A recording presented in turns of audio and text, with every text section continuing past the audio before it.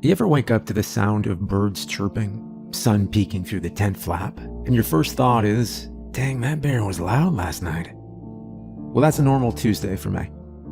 Name's Ryan. I'm a 27-year-old park ranger, and I live about as close to the edge of the wilderness as you can get without needing a permit. Think national park/reserve, mountains all around, dirt roads, pine trees tall enough to hide a cell tower, and the air so clean it almost tastes sweet. I've got a one-room log cabin, no TV, no internet, just me, my gear, and a view that makes all those tech bros cry on their treadmills. I guess you could say I'm an adventure junkie. Always have been. Camping with bears, done it, sleeping under a thunderstorm in a hammock. Twice. Ate nothing but beef jerky for breakfast 5 days straight once just because I could. The local store guy thinks I'm nuts, but he still stocks the teriyaki kind I like. I live out here because, honestly, it's where I belong. The quiet, the trees, the rush of wind down a ravine. It all makes sense to me in a way cities never could. Growing up, we didn't have much. My folks were good people, hardworking, kind. The kind who packed you a sandwich, even if they were skipping lunch themselves. But money, well, that was always tight. Vacations meant a beat-up tent, a bag of dollar store marshmallows, and the same pair of jeans all week. I didn't care. Those were the best days of my life. I remember the crackle of the campfire, Mom grilling whatever Dad pulled out of the lake that morning. Bluegill, usually. Dad said they were ugly fish, but tasty as heck. We'd all sit on upturned logs, roasting marshmallows so cheap they stuck to your fingers worse than gum. The stars above seemed like they were putting on a show just for us. But my favorite part, caving. My dad had this thing for exploring the old mines scattered around the hills. Some were sealed off, but others, well, let's just say we didn't ask permission. He'd bring a couple flashlights, a cheap plastic helmet for me, and we would spend hours down in those tunnels. It was cool and damp, the air always smelling like wet stone and rust. I felt like Indiana Jones, minus the whip and, the giant boulders. Just a scrawny kid with dirt on his face and his old man showing him the ropes. Those summers, they shaped me. I didn't have, new Converse like the other kids at school. My backpack was duct taped and my lunch was wrapped in tin foil. No fancy boxes. But I had stories. Real ones. And when I grew up, well, I never really let go of that. College was a detour. Got a degree in environmental science because, hey, turns out loving the woods can be useful. Most of my classmates wanted to work for conservation groups or wear ties and argue about wetlands in a boardroom. Me? I just wanted to get back out of here. And I did. Now, officially, I'm a park ranger. But I'm not the type who hands out trail maps or stands around sipping coffee by the station porch. I'm what they call a caver. That's right. I take people, mostly kids, into the caves near the park trails. We explore the tunnels. I teach them about bats and rock formations. I spook them with scary stories. And we all run like heck when we actually see a bat. At the end of the day, they all get a shiny badge that says Junior Caver or something like that. Their parents take pictures. The kids feel like explorers. And I get to pretend like I'm 10 years old again. It's a good gig. Honest work. Been doing it 5 summers now, and I know these caves like the back of my hand. Of course, it's not always fun and games. Some summers have been weirder than others. I've seen things down there that I don't talk about often. Strange things. Things that don't fit into my ranger manual or any biology textbook. But I'll get to those. My name is Ryan, and I'm a cave explorer. These are my stories. Now, cave exploring has always been strange. Heck, Anything that has to do with the woods or dark, tight places is strange if you think about it. There's just something ancient about being in a cave. When you're down there, away from sunlight, no phone signal, no road noise, surrounded by rock on all sides. It does something to your brain. It's not like a haunted house or a horror movie. This is a different kind of fear. Older.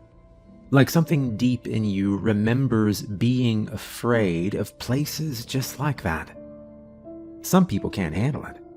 They panic, start breathing fast, sweating. One kid threw up in his helmet once. It's not even the tight spaces that get him. It's the stillness, the silence.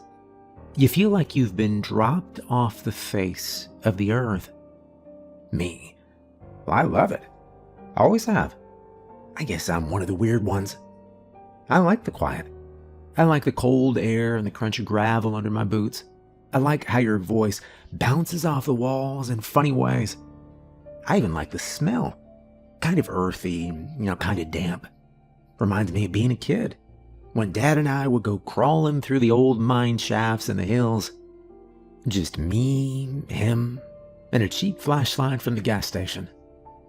But even I have to admit, there are times when it gets too quiet, when the silence feels heavy, and sometimes when you're real deep inside the mountain, it feels like you're not alone. I've been leading these cave tours for a while now, 5 summers and counting. I've taken groups of kids into all kinds of caverns. Most are shallow, wide, easy to move around in. We keep it safe, we keep it light. Tell ghost stories, talk about stalactites, get them their little explorer badge like I said, and it's good fun. But not every summer is the same. Some summers are off. The first time I saw something I couldn't explain, it was back in 2009. I remember the year because it was hot as hell that season, and the caves were the only place that felt cold. I had a group of 10 kids, maybe 12. A mix of middle schoolers, mostly city kids. They got loud when they got nervous, which was fine by me. Better than crying. We were in this cave I'd explored 100 times. It had a little natural stone bridge about halfway through. Kind of a neat feature. Nothing dramatic, just a bump in the trail. We were almost across it when it gave out. I don't know if it was the heat, or the weight of the group, or maybe time just wore it down. But that section of the rock just snapped, and down we went. Not far, thankfully, maybe 6 or 7 feet. But one of the girls landed wrong. A couple of rocks slid down with us, and one of them pinned her leg. She screamed loud. Everyone else screamed too, which didn't help. My partner Josh was already on the radio before I even got to her. I kept her talking, kept her breathing slow. Asked her about her dog, her favorite TV show, stuff like that. She calmed down fast too. Tough kid. Help showed up fast. The whole team was trained for stuff like this. They had her out in under an hour. Her leg wasn't even broken, just bruised up bad. But while we waited, we were stuck down there, just me and her. The others moved out for safety. And it was then that I felt something. You ever feel like you're being watched? I know, it's a stupid thing to say. Everybody asks that. But that's what it felt like. Not just a feeling. I knew something was watching us. From the dark tunnel ahead, past where the light reached. And then I saw him. 2 small red points of light. Round, unmoving, just hanging there in the dark like a pair of coals. I didn't say anything, not to the girl. She didn't see it, and I made sure she didn't look that way. I told the team to speed up, told them I didn't like it down here. They must have thought I was just spooked from the fall. As soon as the girl was up and out, and they cleared the area, I told them I needed to double check something, and I went back in alone. Now I know what you're thinking. That was dumb. But I wasn't thinking straight. I thought maybe it was a raccoon or an owl, or worse, some stupid teenager with a flashlight trying to mess with me. We get pranksters like that every now and then. So I went back down in the tunnel, past where the bridge had been, past where we landed. And I kept going. The cave narrowed quick. I had to duck, then crouch, then finally get down on my belly and crawl. Eventually, the tunnel opened up again. There was a wide space, round and low, with a little slope of rubble in the back. In the far corner, hunched over something furry, was a thing. I don't even know what to call it. It was pale, like it hadn't seen the sun in 100 years. Real skinny, but strong looking. The legs bent wrong. Its back was arched, like it'd been crawling for too long. Its head moved in little jerks, kind of like a bird. It was chewing on a dead skunk. I watched it tear off a piece with these sharp little teeth, and I felt something in me scream to get out.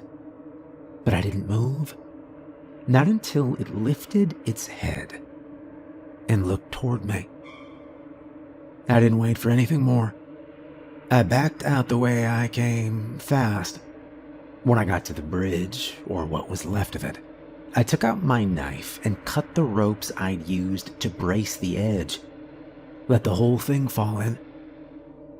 When I got back to the station, I told the team animals had gotten into that section. Said it wasn't safe anymore. Too unstable. Too risky. We marked it off on the map and told future groups to steer clear. I never mentioned what I really saw, and I never went back.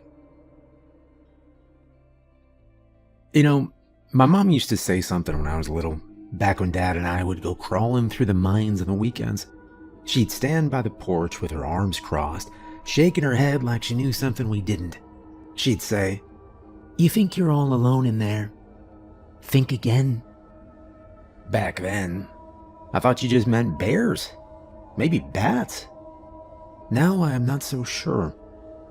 There are strange things that live in these caves. Now all rangers see things. Maybe not right away, but give it time. Especially us cavers. We spend more hours underground than above it some weeks, and the things we come across, they don't always make sense. Every one of us has a story we keep off the books, stuff that doesn't make it into the welcome packet or the park website. Some of it's harmless, weird, but harmless. Some of it sticks with you. The next one I've got is about cave water. Simple stuff, really. But I've learned a long time ago, nothing in these caves is ever just what it seems. When I was a trainee, most of my time was spent hauling gear, holding flashlights, and trying not to screw anything up. That's the real start of it. If you want to know how someone becomes a proper caver, it's not glamorous. You don't show up with a headlamp and a vest and suddenly get handed a badge and a whistle. You put in hours.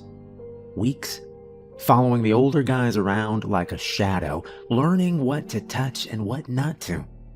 What clay looks like when it's ready to collapse. How to read airflow off a dead end. And then there's the scientific work. That's the part most people outside the field don't think about. People hear caver and picture some crazy guy with ropes and a machete. But real caving, our kind, it's controlled, precise. We map, we log formations, we take samples. Some folks do biology work, others focus on water movement, structural stability, minerals, bat populations, that sort of thing. If you're in the field full time, odds are you've got a degree, maybe two. It's not all glory and dirt. Back then, The head of our training team was this guy named Jackson. Big guy, loud, always talking like he was on camera. He wore too much Axe body spray, to the point where it clung to the insides of the damn helmets. I think he thought it made him cool. I was a few years younger, fresh out of school, and eager to prove myself, so I kept my mouth shut about it. At the time, I assumed everyone around me was experienced. You know how it is when you're new. You figure anyone with gear and a clipboard must know what they're doing. Only took me a few hours to realize I'd been very wrong. We went out to a cave called Split Jaw. Locals named it that because of the jagged entrance. It's not a tourist site, more of a study location. Remote, unlit, the kind of place where GPS stops working halfway through the hike in. Our objective was simple. Track moisture deposits along a fault line that ran down the center of the second chamber. Seemed easy enough. We got inside fine. Helmets on, pack secured. First mile or so was the usual. Tight passage, small pools, chalk markings from past teams. But then we hit the chute. It was about 40 feet down, angled just steep enough to make you second guess yourself. The whole thing was caked in thick, wet clay, like someone had taken a hose to a water slide. Going down was easy. You just sat and let gravity take care of it. But I remember looking back up once I was at the bottom and thinking, how the hell are we getting out of here? No ropes, no spikes, nothing to grab onto. Should we rig something? I asked. Jackson just grinned. We'll figure it out when we get there. That was the first time my gut twisted a little. Later on, we came to the river. It cut straight through the chamber like someone had dropped a saw blade through the rock. The walls on either side were about 8 feet high, smooth, with barely any holds. The water itself wasn't that wide, maybe 10, 12 feet across. But it was moving fast, waist deep and cold as hell. Jackson stood at the edge, peering down into the water like he was trying to guess its mood. You think it's deep? I asked. He smirked. Only one way to find out. I gave him a look. It's not really science, I said. Sure it is. Field testing, he said, tightening the straps on his pack. You, bringing a rope this time, or? Jackson grinned. Where's the fun in ropes? I rolled my eyes. Okay, seriously, man, the current's moving. We screw this up, we're not climbing out of here. He stepped in without answering. Jackson was the first in. I went next. The current hit me like a truck. I nearly lost my footing twice before I got to the other side.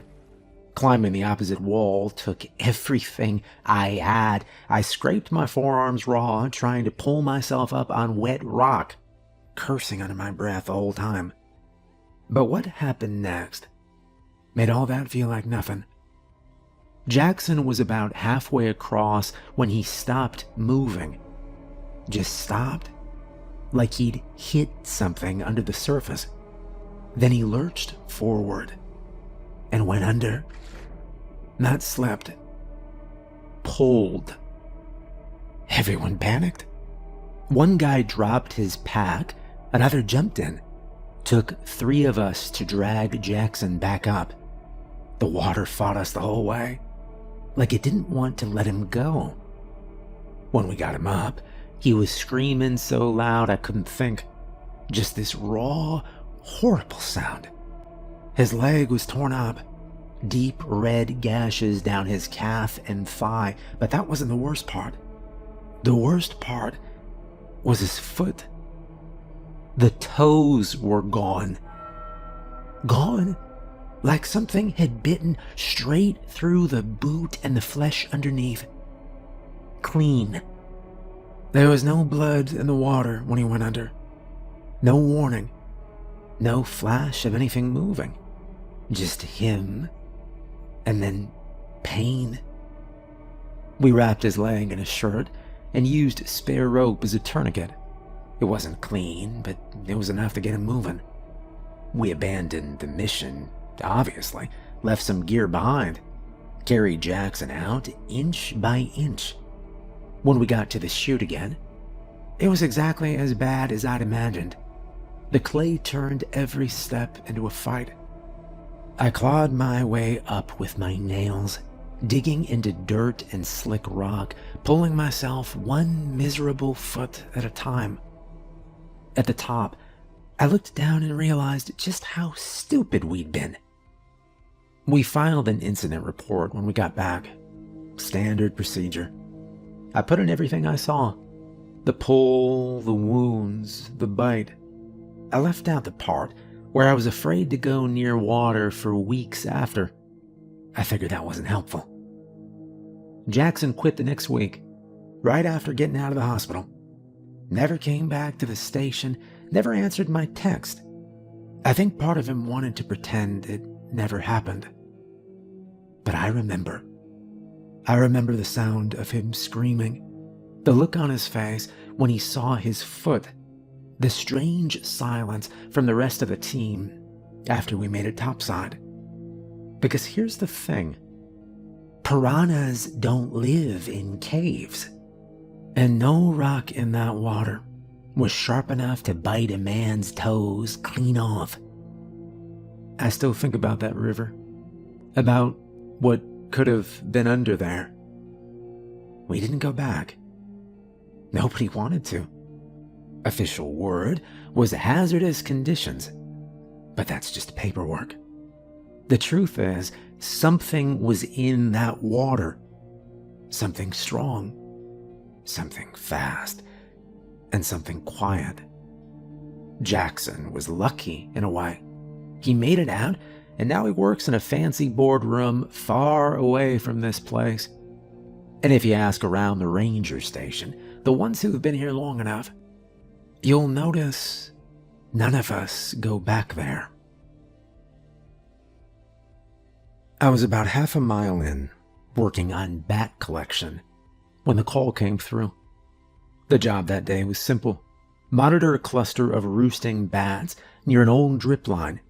I had my sample kit out, one glove on, fiddling with a set of tubes that didn't want to seal right. I was already annoyed, and my radio crackled right when I finally got the thing to sit straight. Ryan, come in. We've got a situation. It was Linda, a fellow ranger who usually got stuck filing reports by the station. I clicked the receiver. Go ahead. Girl's missing. Summer group. Name's Lacey. Yellow shirt. She said. I paused, squinting through the low light. Yellow shirt? Should be obvious. Last visual had her headed your direction, copy. She said. Copy. I'll start the sweep. I packed up the gear in a rush. Now, finding kids isn't like tracking adults. You don't look for footprints or call out names over and over like in the movies. Kids go where they feel small, where they can hide. You've got to think like one. I start small and move out. Always. It's counterintuitive. Most people think you search the big caverns first. Open areas, louder echo, easier to move through. But I've found that kids don't like big empty places. They like crawl spaces. Spaces they can wedge into, curl up, feel surrounded, comforted. It's how their brains work when they're scared. So I check the tighter offshoots first. Cracks along the wall, dead-end tunnels, anything low and narrow. Call their name once or twice, quiet-like. Didn't want to spook her. Or anything else. After about 20 minutes, I heard the faint trickle of water. That was enough to narrow it down. On this side of the trail, there's a small shaft not far from a slow drip tunnel. Not mapped anymore. Barely wide enough to squeeze through if you've had a big breakfast. I got on my hands and knees and shined my light into it. There she was. Lacey, yellow shirt, curled up with her knees pulled to her chest, maybe 10 or 11 years old. Wide-eyed but calm. Not crying, not shaking. Just quiet. Lacey, hey, you mind coming out here with me? I said, keeping my voice steady. She nodded and held up her arms like she already knew I'd carry her. I held on to her and crawled out backward. It took a few extra breaths to get upright again, but we were out in no time. She held onto my shoulder like a backpack strap the whole way back. Didn't say much. Later, after she'd had some water and the other kids had stopped crowding her, I sat with her by the gear bench. You okay? She nodded. I wasn't scared. Well, you did great. Real smart staying put. Makes it easier for us to find you. She looked at me, then glanced down at her shoes.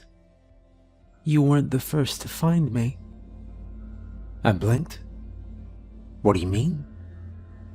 There was a man before you got here. I sat up straighter. A man? She nodded. He had a big coat and a hard hat and a long beard. He said you'd come to get me. I stared at her for a long second. You're sure? She looked me dead in the eyes. He said his name was Henry.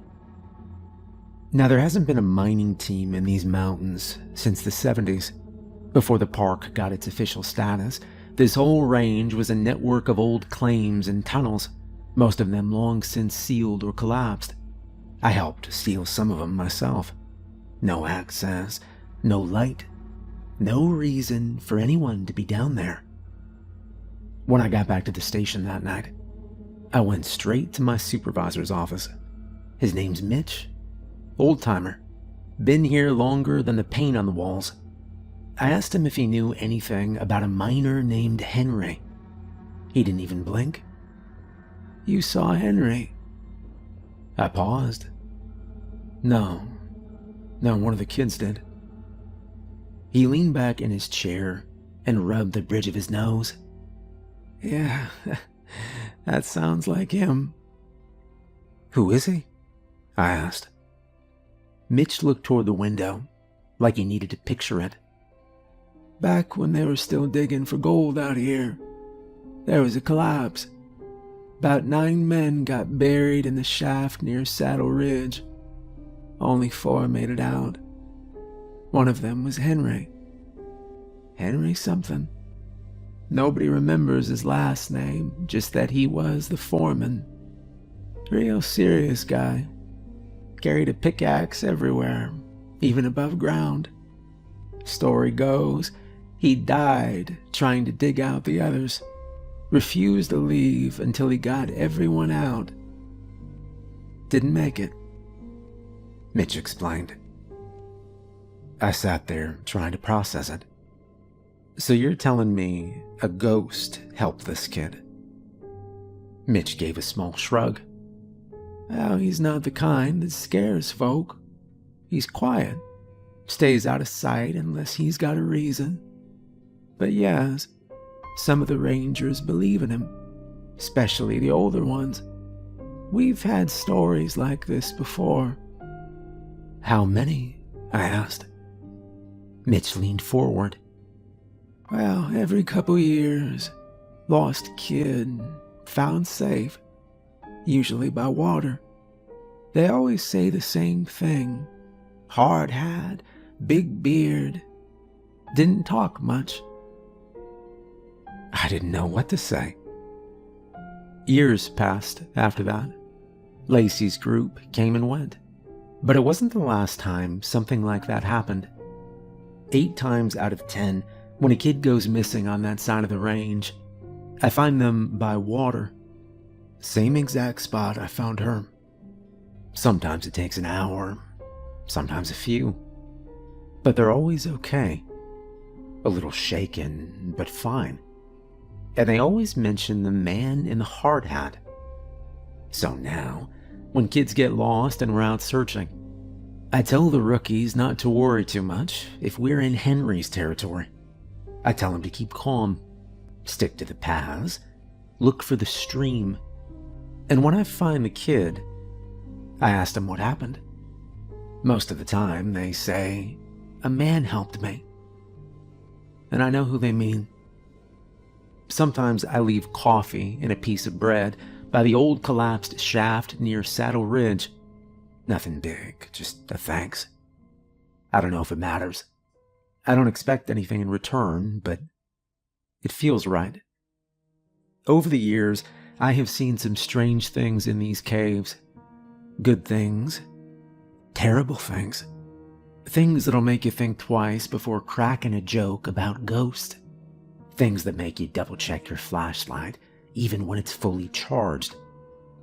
I've seen a lot in these caves. Some of it helpful, some of it dangerous. Most of it very hard to explain. I've learned that kids don't wander far, but they don't always go where you'd expect. That the smallest spaces are where you look first. The water inside a cave is never just water, and that you always bring rope, even if you think you don't need it.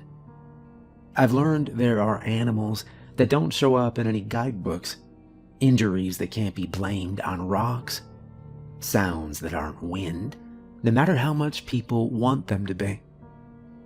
I don't have theories. I'm not that kind of guy. But I pay attention. You work a job like this long enough, and you stop looking for explanations. You just learn how to work around the things that don't make sense. Well, they gave me a promotion last fall. Field lead. Fancy title, slightly bigger paycheck, still the same dirt under my nails. The best part, I upgraded from beef jerky to bacon for breakfast. Honest to God, pan-fried bacon. That alone was worth the years I put in. I still keep a pack of jerky in the glove box, out of habit, but it doesn't hit the same now that I have tasted victory. Things have changed a bit since my trainee days. I don't get sent crawling through mudslides unless I volunteer, which, unfortunately for me, I still do more often than I should. But I've got more say in what I take on now. More freedom in the field. I get to run my own research schedule during the off-season, which means no school groups until the summer rolls back around. Just me, the rocks, and the long list of data points the lab wants me to collect. Don't get me wrong, I miss the kids. Nothing beats the look on their faces the first time they step into a cavern and realize how big and quiet the underground world really is. But these winter months, they've been peaceful, quiet. There's a rhythm to field work. Wake up early, gear up, hike out, take your samples, document, get back before dark, repeat. I don't mind the routine. There's always a project going on. Water quality in the limestone runoffs, bat population tracking, mineral shifts, fungal growth studies. Stuff that sounds boring unless you're the one holding the flashlight and seeing it real up close. Sometimes I send the samples back in padded coolers. Sometimes I haul them out on foot. Either way, it keeps me moving. And that's the kind of life I like. And yeah, I still bring Henry his coffee. Not every week, but often enough. Sometimes I leave it just outside the collapsed shaft with a folded napkin and a square of bread. Sometimes it's a paper cup on a warm rock ledge. Nobody touches it. Not even the animals. But the cup is always empty when I come back. The way I see it, Henry is a part of this place, same as the rest of us. Only difference is, he's got more history in his bones. Now, if you ever think about becoming a ranger, especially a cave explorer, you'd better know what you're signing up for. You'll spend a lot of time cold, wet, sore, and questioning your life choices. You'll get used to eating granola bars at 3 a.m. and waking up with your face half frozen to your sleeve. You'll learn to walk without making noise, to crawl without panic, to know the difference between a rock shift and something else moving in the dark. You'll also see things most people never do. Light filtering through cords like a lantern. Bats swirling overhead in perfect silence. Pools so still they look like glass. And yes, sometimes things you can't quite explain. There are strange things that live in these parts. I've said it before and I will say it again. Some things hide in the cracks and the cold and the silence. Stranger still are the people who stick around, the ones who see things and keep coming back, the ones who learn to live alongside the unexplainable and walk the same routes like they're just part of the terrain. Most folks would run or laugh it off or pretend it never happened. We don't. We get up the next day and go back in because that's the job. And if you ask me, it's a job worth doing. There's something about being the person who helps a kid out of a crawl space, who gets a call, drops everything, and ends the day with everyone accounted for, who knows the tunnels well enough to make it back without markers. Yeah, some days are harder than others. Some weeks stretch longer than they should. But when it's all said and done and you walk out of the cave, you get to stand up straight again, peel off your gloves, and look up. And when you do, you get a sky full of real stars. That's the part no one tells you about. Not the weirdness, not the bruises, not even the scary stories. It's the stars. The moment when you come back to the surface, blink a few times, and see the whole damn sky waiting for you. That's what makes it worth it. That and the bacon. But seriously, if you ever do take the job, always bring extra rope.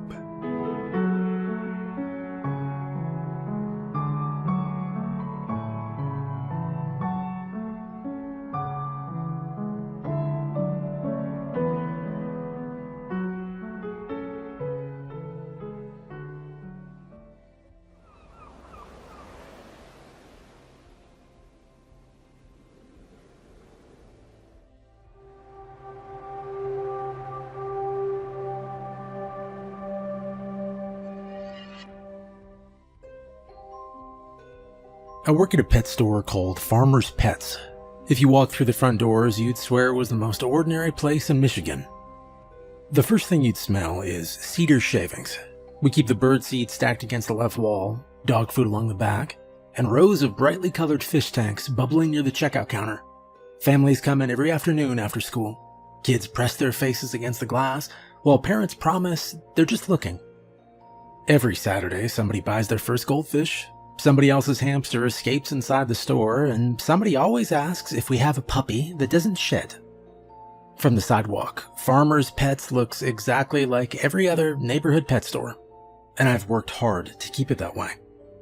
People think owning a pet store is mostly feeding animals and cleaning cages. The truth is that is maybe 20% of my day.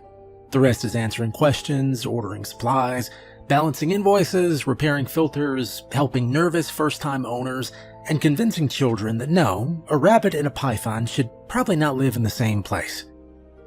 The back of the place, that's a different story. There's an employees-only door beside the fish room. Most customers assume it leads to a storage area or a break room. They aren't entirely wrong. There are shelves back there full of cleaning supplies, extra aquariums, plumbing parts, generators, medical cabinets, and enough dog food to survive the end of the world. But that's only the first hallway.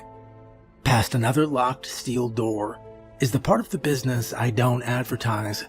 Concrete walls, security cameras, electronic locks. Inhabitants far larger than anyone would ever expect behind a neighborhood pet store. People hear the word cryptid, and they imagine chains, tiny cages, or some lunatic showing off monsters to anyone willing to pay $5 for a ticket. And I've never understood that way of thinking. Most of the things living behind those doors didn't choose to exist. They didn't ask to be feared. And they certainly didn't ask to end up depending on people. I don't hunt cryptids. I don't trap them for fun. Most of the ones I've taken in arrived because somebody else failed them. Sometimes I buy them from collectors who have no business owning them. Sometimes I rescue them after they're injured. Sometimes wildlife officers call me because they honestly don't know who else to contact. And every once in a while, one simply wanders onto my property looking for help. Whenever it's safe, I release them. That's always been the goal. A healthy creature belongs in the wild, not behind a fence. I have released more cryptids than I can count over the last 20 years.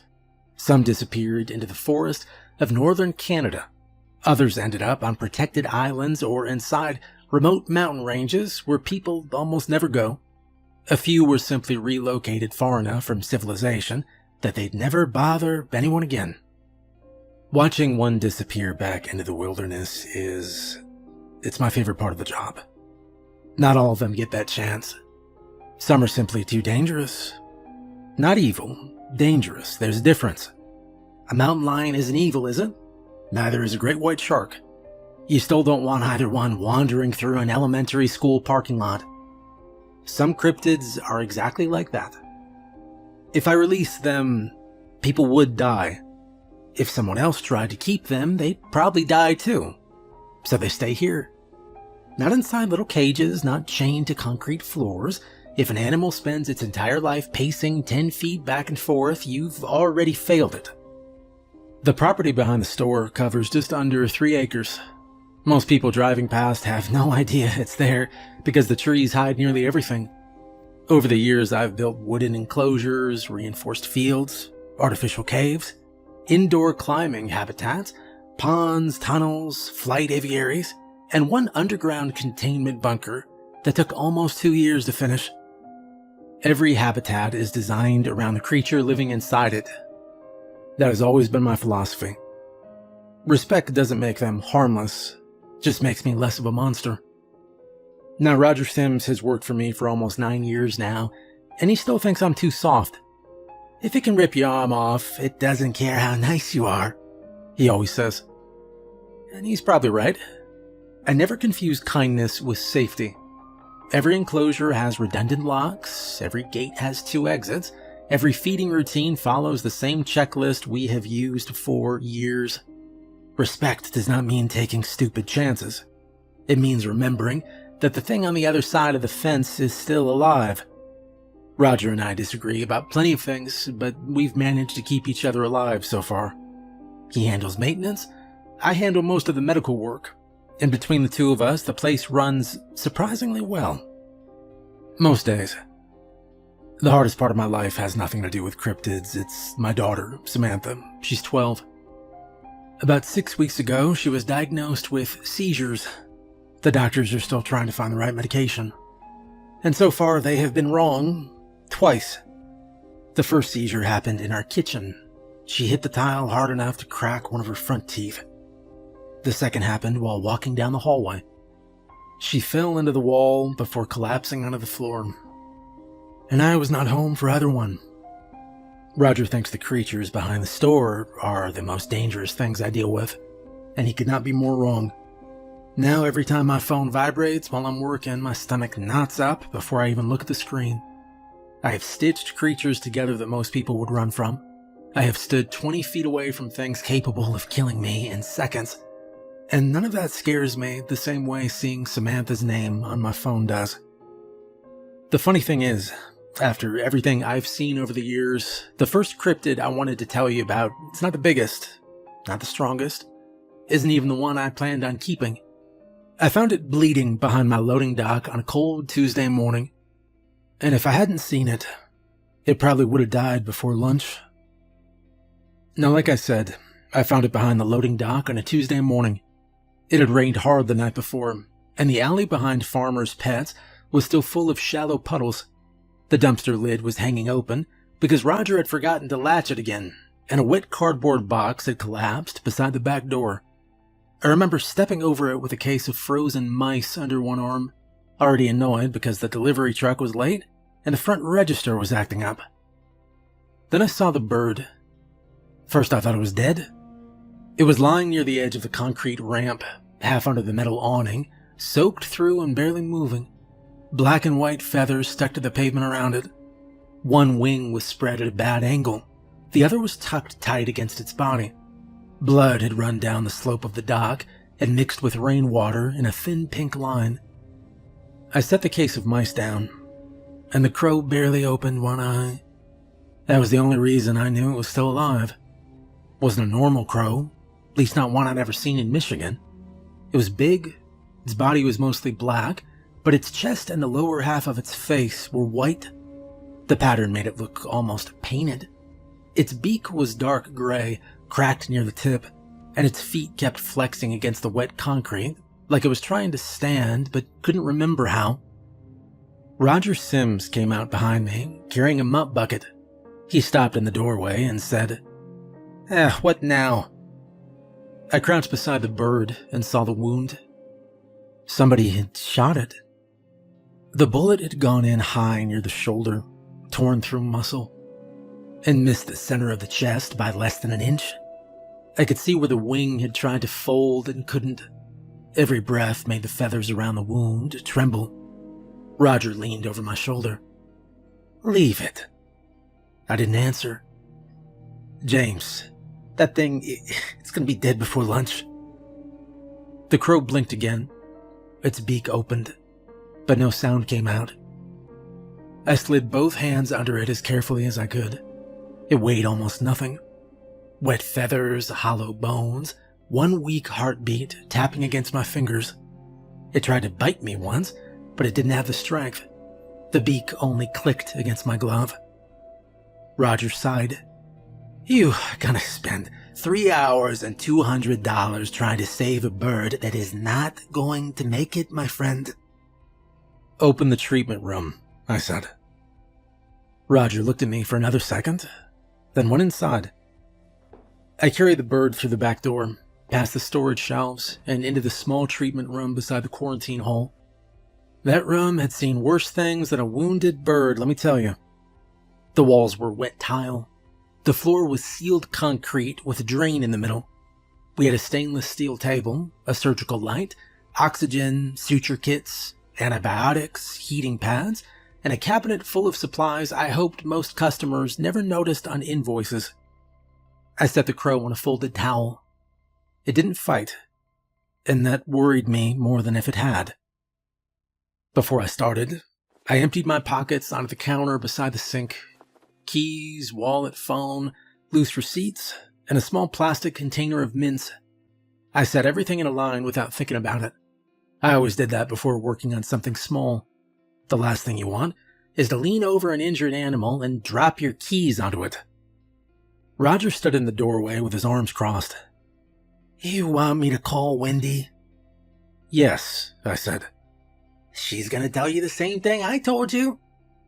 "Great, thanks. Then she can tell me while I'm working." Roger made the call.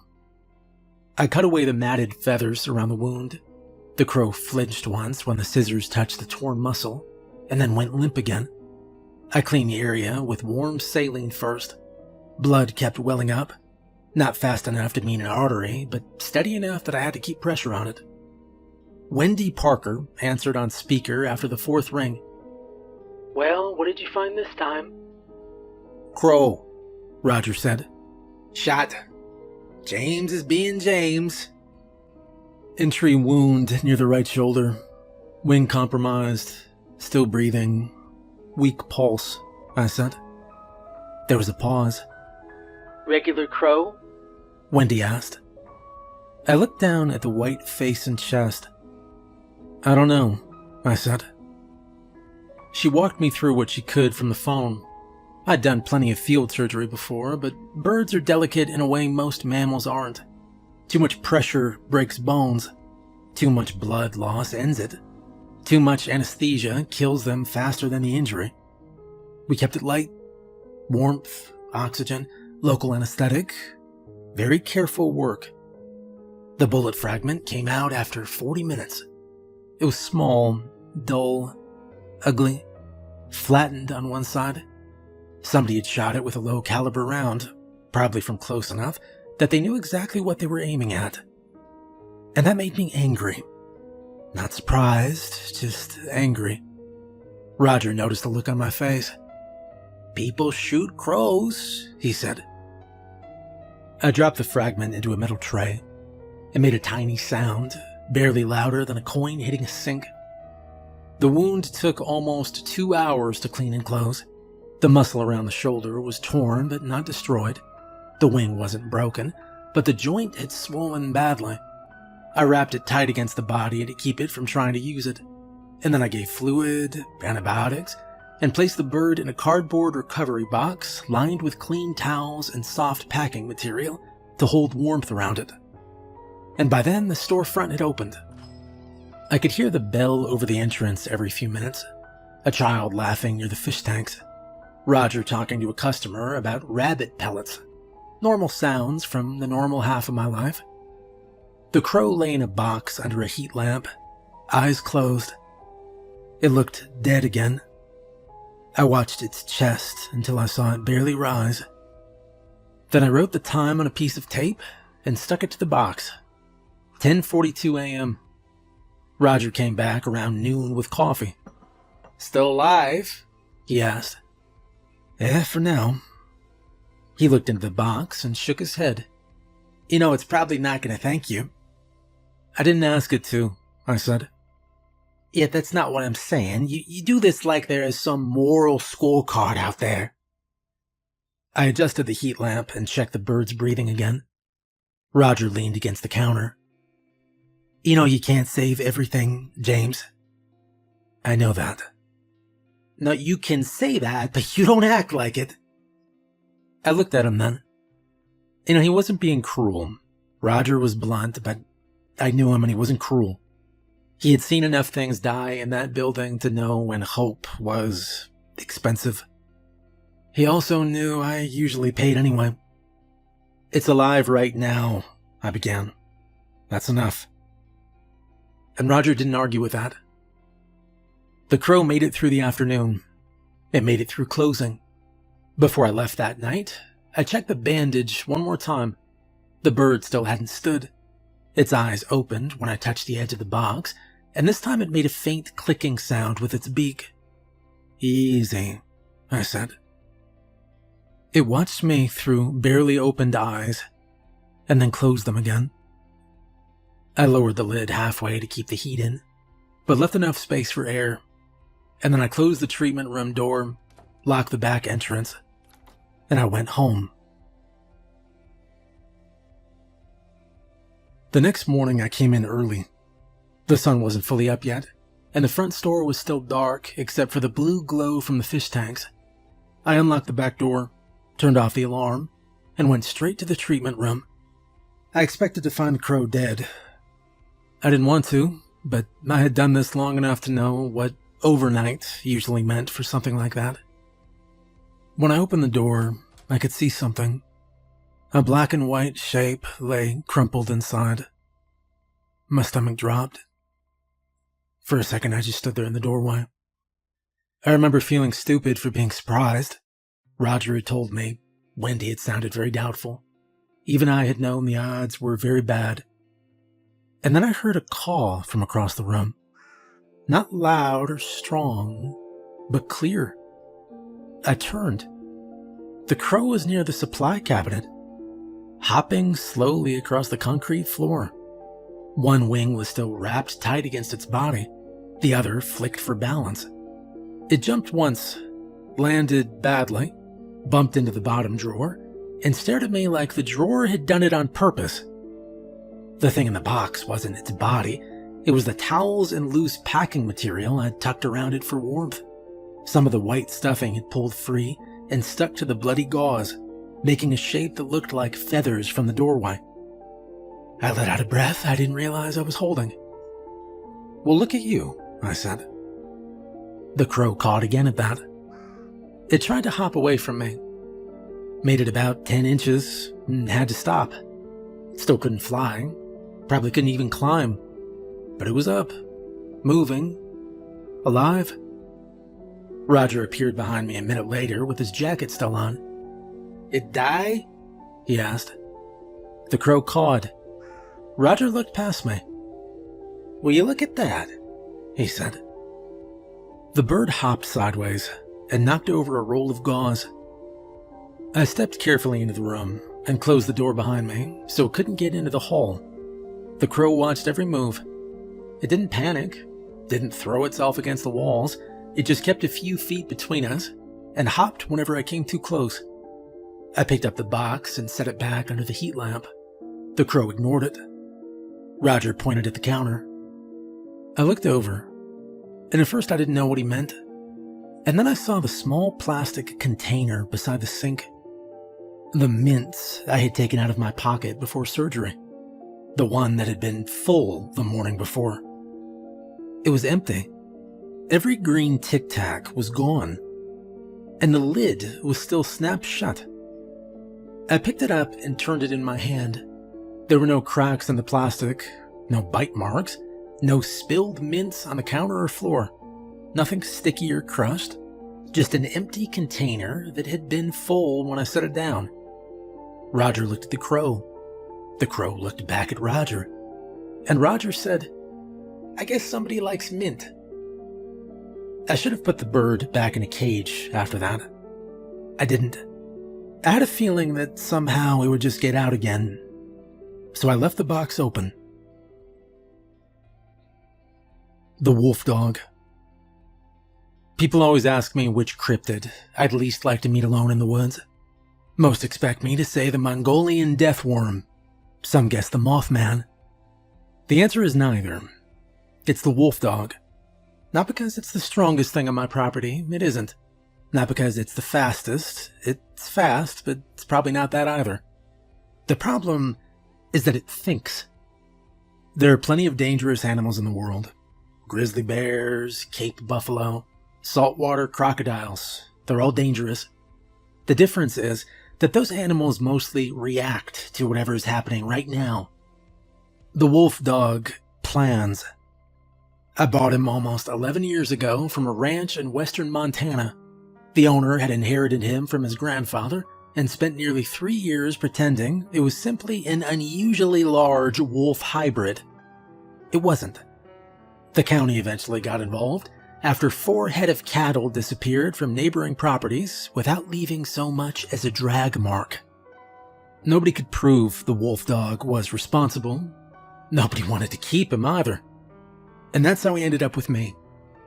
Most people picture cages when I tell them I keep cryptids, and they couldn't be more wrong. The wolf dog enclosure sits almost 300 yards behind the main building. You can't even see it from the parking lot because the tree lines hide nearly everything. Getting there means driving a small utility cart through 2 security gates before reaching the outer fence. The enclosure itself covers a little over 2 acres. Rolling hills, tall pines, natural grass, a creek that runs through the center, 3 artificial dens built into the hillside, large boulders for shade, several reinforced feeding stations. From a distance, it looks less like an enclosure than a private nature preserve. That's intentional. If something spends its life behind a fence, I believe it deserves enough room to actually run. Predators that pace tiny cages eventually lose their minds. And I won't do that to anything. Not if I can help it. Roger says I spoil him. I say exercise is cheaper than rebuilding fences. We park beside the outer gate. Roger grabbed the meat bucket while I unlocked the first door. "You see him?" he asked. I looked across the hillside. Nothing. Just grass moving in the wind. "Not yet." Roger smiled.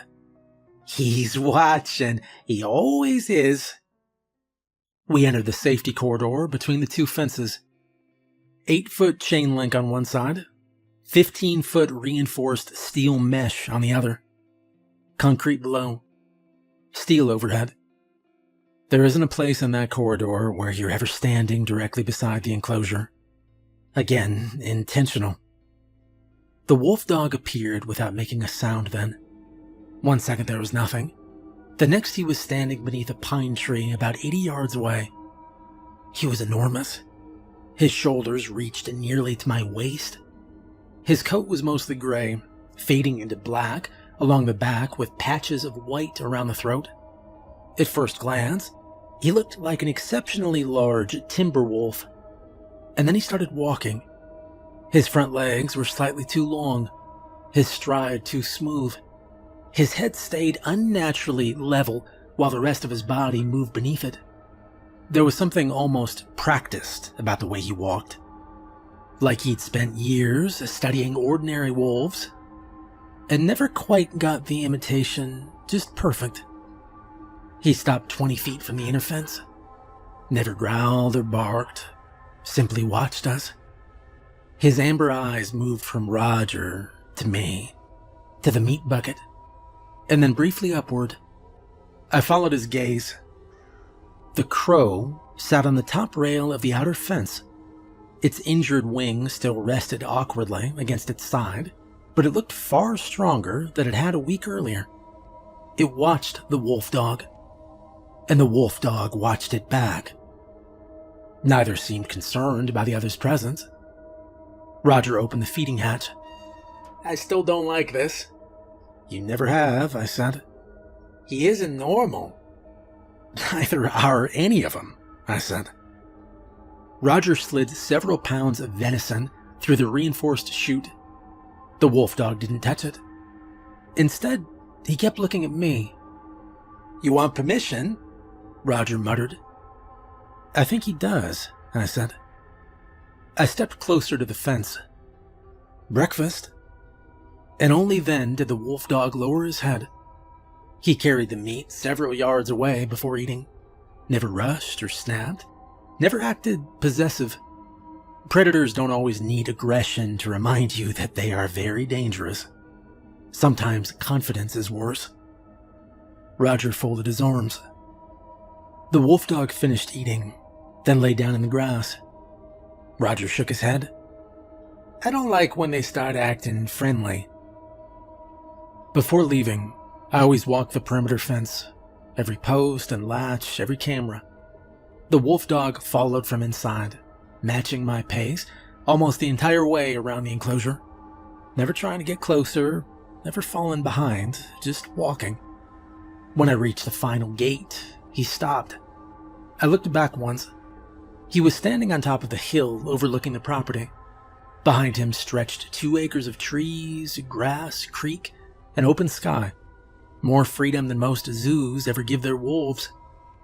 Still, a fence was a fence, and I hated that. But I hated the alternative more. The wolf dog watched until I disappeared through the second gate.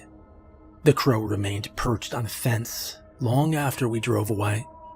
And for reasons I couldn't explain, the wolf dog never took his eyes off it. Entity 3. The Mothman. If you ask 10 people what they think the Mothman looks like, you'll probably get 10 different answers. Some imagine glowing red eyes, some picture a giant owl. Others think it's some kind of demon with wings. Most of them are wrong. I've only seen one, and that's enough for me. The Mothman arrived almost 7 years ago after a logging cabin in West Virginia found it tangled in the cables of an abandoned radio tower. Nobody knew how long it'd been hanging there. By the time I got the call, 3 different agencies had already argued over who was supposed to deal with it. Eventually, someone who knew me handed over my number. And 2 days later, it was sitting in a custom-built transport trailer headed north. Unlike the wolf dog, the Mothman has never shown the slightest interest in escaping. That surprises people. The truth is, most animals don't spend every waking second trying to break out. If they're healthy, well-fed, and have enough room to behave naturally, they're usually content to stay where they feel safe. And that's why its enclosure is my favorite structure on the property. It took almost 18 months to build. From the outside, looks like an oversized aircraft hangar surrounded by pine trees. Inside, it's 35 feet tall, Steel beams disappear into the shadows overhead. Artificial cliffs line the walls. Dead trees rise toward the ceiling. Natural rock ledges wrap around the perimeter. The center is left almost completely open, so something with wings can actually use them. There are skylights made from laminated ballistic glass, nearly impossible to break. During the day, sunlight filters through the roof. At night, the interior stays dim, except for a handful of low amber lights mounted near the floor. I don't believe in locking flying creatures inside little cages where they can barely spread their wings. If something can fly, it deserves to fly. Roger unlocked the outer service door while I grabbed the food bucket. "You still think this thing likes you?" "I don't think it likes anybody," I asked. "I think it definitely likes you more than me." "It tolerates me," I replied. Whatever, that's about the same thing." We stepped inside. 2 steel doors. Only one can open at a time. Standard procedure. When the second door rolled upward, cool air drifted out of the enclosure, carrying the smell of damp wood, feathers, and rain-soaked stone. At first I didn't see it, and that's normal. The Mothman is astonishingly difficult to spot when it doesn't want to be seen. And then something moved. Not on the ground, above us. A pair of wings unfolded from the shadows high in the rafters. Slowly, silently. They weren't feathered the way people imagine. Closer to velvet than feathers. Dark charcoal gray with lighter patterns running through them like tree bark. The wings opened wider, much wider, maybe 12 feet across. The creature released its grip on the beam, and instead of dropping, it simply glided. One smooth circle around the enclosure. It barely made a sound. When it landed on one of the artificial trees, it folded its wings around itself until it almost disappeared against the trunk. And only then could I clearly see its eyes. Bright amber, like sunlight passing through old whiskey. Roger stopped beside me. "I hate those eyes," he whispered. I slid several pounds of raw turkey into the feeding platform. The Mothman didn't move. It never rushed food, never begged, never acted excited. It simply watched. People always expect me to tell them the Mothman predicts disaster. Movies made that idea popular. Books repeated it. Even some cryptid researchers believe it. They're wrong. The Mothman doesn't predict anything. It reacts. There's a difference. Over years of observation, I started noticing a pattern. Every single time someone nearby suffered a serious physical injury, the Mothman became restless beforehand. Broken bones, heart attacks, industrial accidents. I still don't know how. Maybe it smells something changing inside the body. Maybe it hears something we can't. Maybe it's something stranger than either of those. I honestly don't know.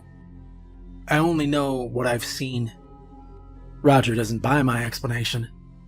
"You've got confirmation bias," he says. "I've also got 7 years of notes," I reply.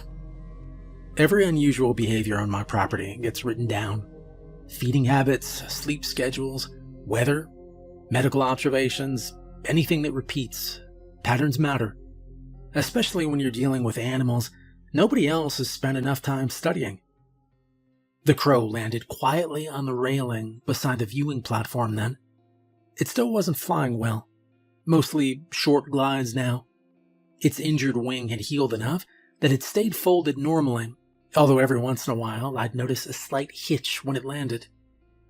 The Mothman looked directly at the crow, and the crow looked back. A few seconds passed, and Roger said, "I think they know each other." Entity 4. Smallfoot. Out of everything living behind Farmer's Pets, Smallfoot is probably my favorite. Not because he's the safest, he isn't. Not because he's the smartest, either.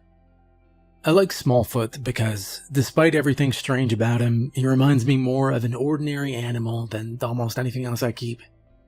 If you've ever watched a raccoon spend 15 minutes trying to steal a half-eaten hot dog from a garbage can, you already understand about half of his personality. The other half is pure trouble. The first time I saw him, I actually laughed. Not because he looked ridiculous, because he looked impossible. Most people picture Bigfoot as some enormous, 8-foot-tall giant stomping through the woods. Smallfoot looked exactly like one, just shrunk down. He stood barely 3 foot tall. Broad shoulders, long arms, dark brown hair covering nearly his entire body except his face and palms. Massive feet, heavy brow, deep black eyes that never seemed to miss anything. If someone had photographed him standing beside an ordinary Bigfoot, you'd swear they were the same species. One just happened to be much, much smaller. I got him from a retired park ranger out west. The ranger claimed a logging company had accidentally bulldozed part of a cave system during road construction. Most of the colony disappeared into the forest. This one didn't. He broke his ankle. The ranger spent nearly a month nursing him back to health before realizing there was no safe place to release him. The logging operation had expanded. The surrounding forest had become hiking trails. People were everywhere, and eventually he called me. That was almost, 5 years ago now. Unlike the wolf dog, Smallfoot could probably survive in the wild. The problem is not survival, it's people. Sooner or later, somebody would post a video online, then helicopters would show up, news crews, hunters, collectors. I'd rather he spent his life here than become somebody's laboratory experiment.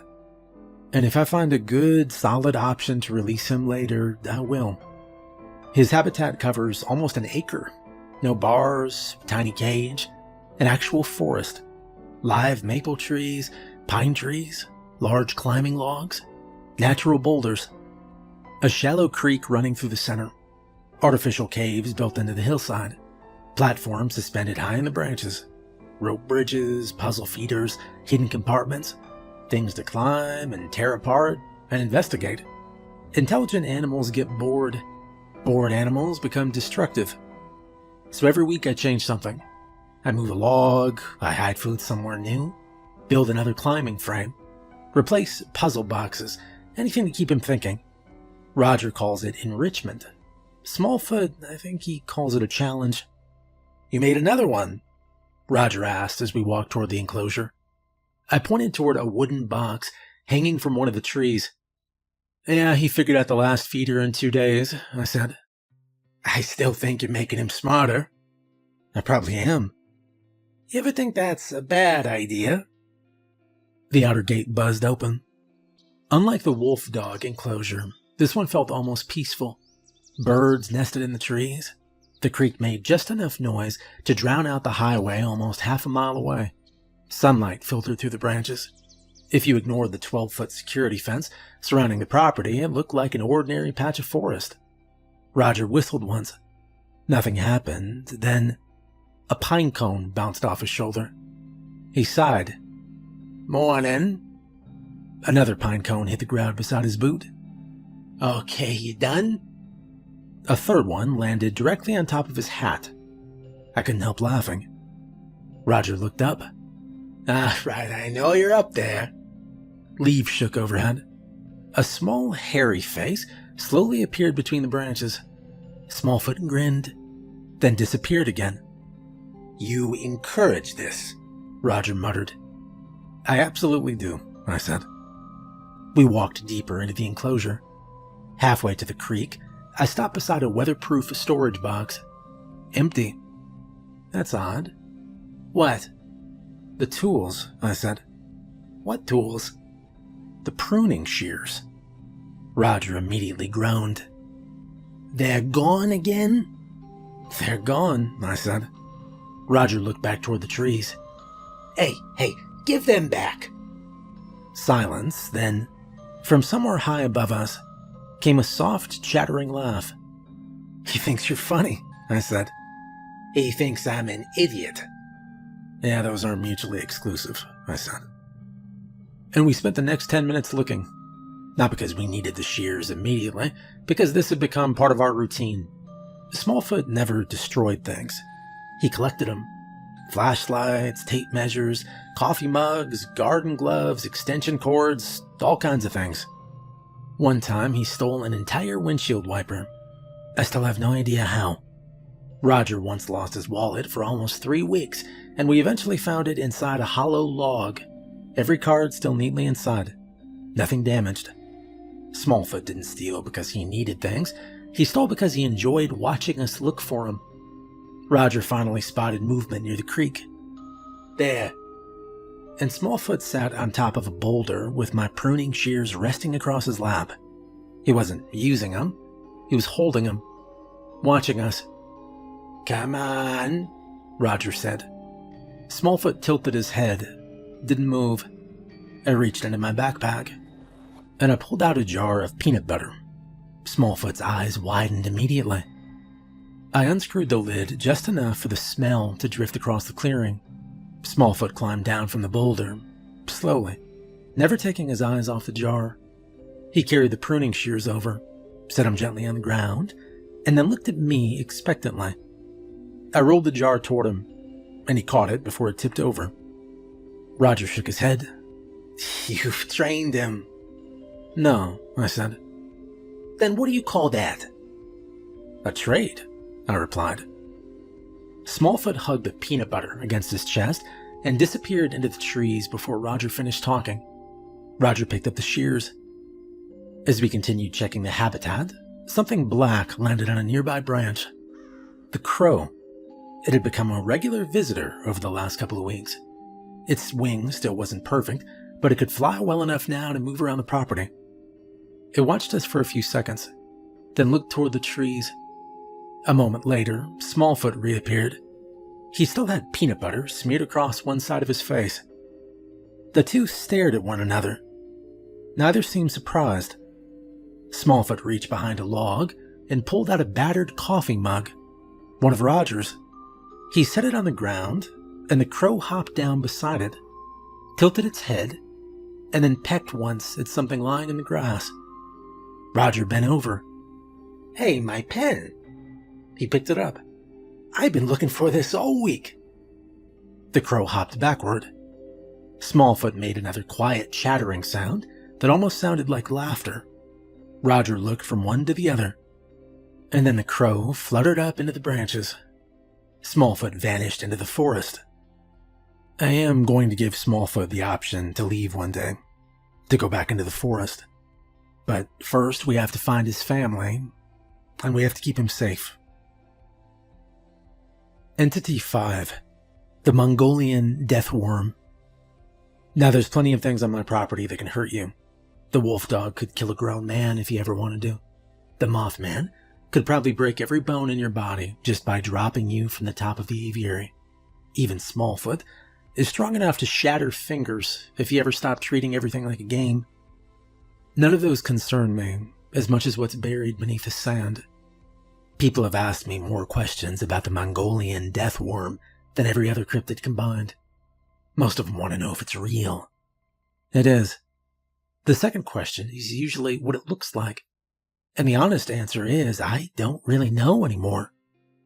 Because I haven't actually seen it in 8 years. That usually surprises people. How do you care for something you never see? Well, carefully. Its habitat sits farther from the main property than every other enclosure. Far beyond the wolf dog's field, hidden behind a thick stack of pines, is a low concrete structure built into the side of a hill. From the outside, it looks more like a military bunker than an animal habitat.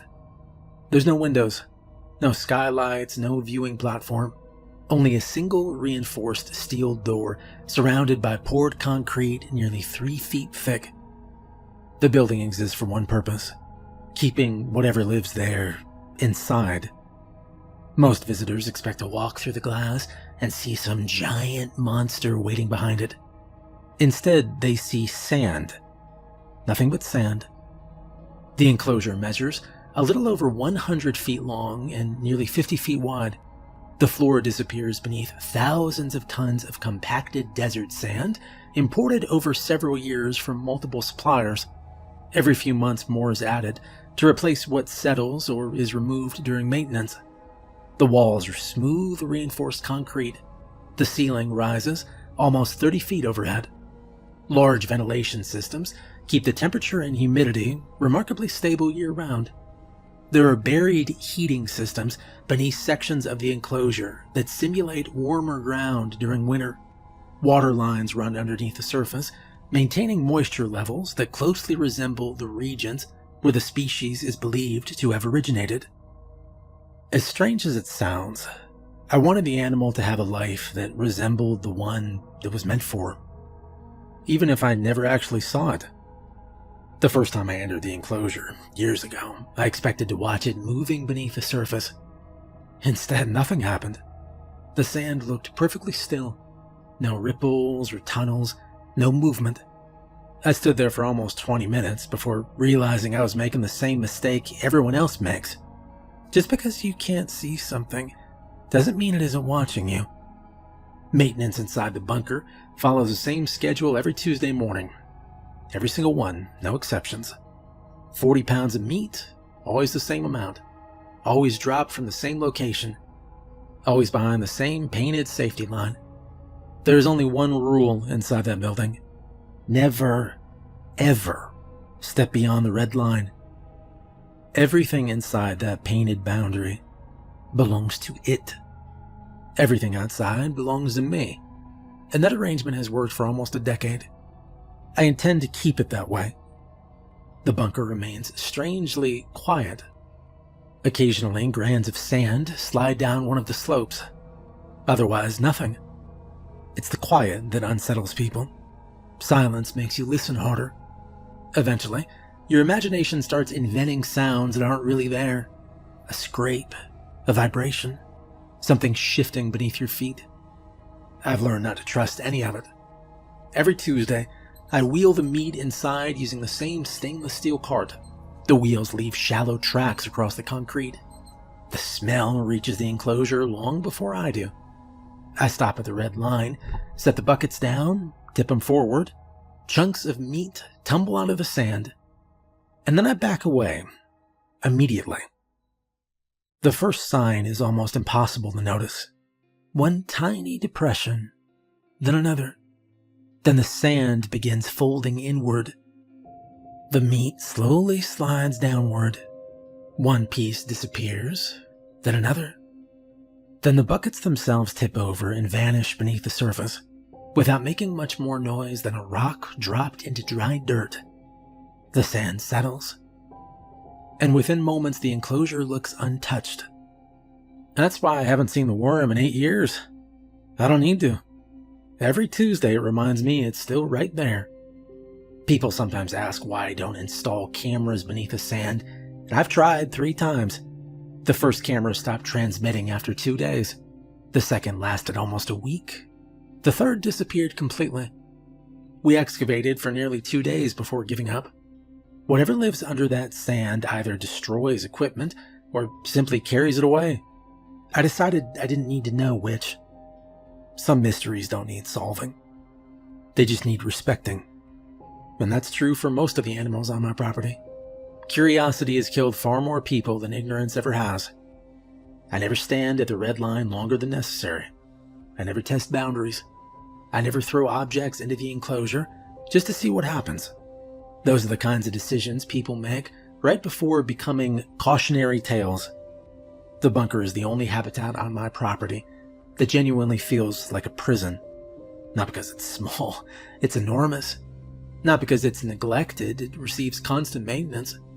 Because there's simply nowhere on Earth where I could safely release what lives beneath that sand. The wolf dog could disappear into the wilderness. Smallfoot might someday have a chance. Even the Mothman could probably find some forgotten stretch of mountains where nobody would ever notice it. Maybe one day he will. The death worm has no such future. If it escaped, someone would eventually die. Probably a lot of people. That thought has always bothered me. Not because I doubt the decision, but because I know it never chose it. It didn't ask to spend its life beneath reinforced concrete. It simply exists according to its own nature. The least I can do is make that existence as comfortable as possible. When the feeding was finished, I closed the bunker door and secured the locks one by one. The forest outside felt strangely bright after the dim interior. Birds were singing. A breeze moved through the pines. For a few moments, it was easy to forget what lay beneath a hill behind me. And then somewhere across the property, a long, hollow scream echoed through the trees.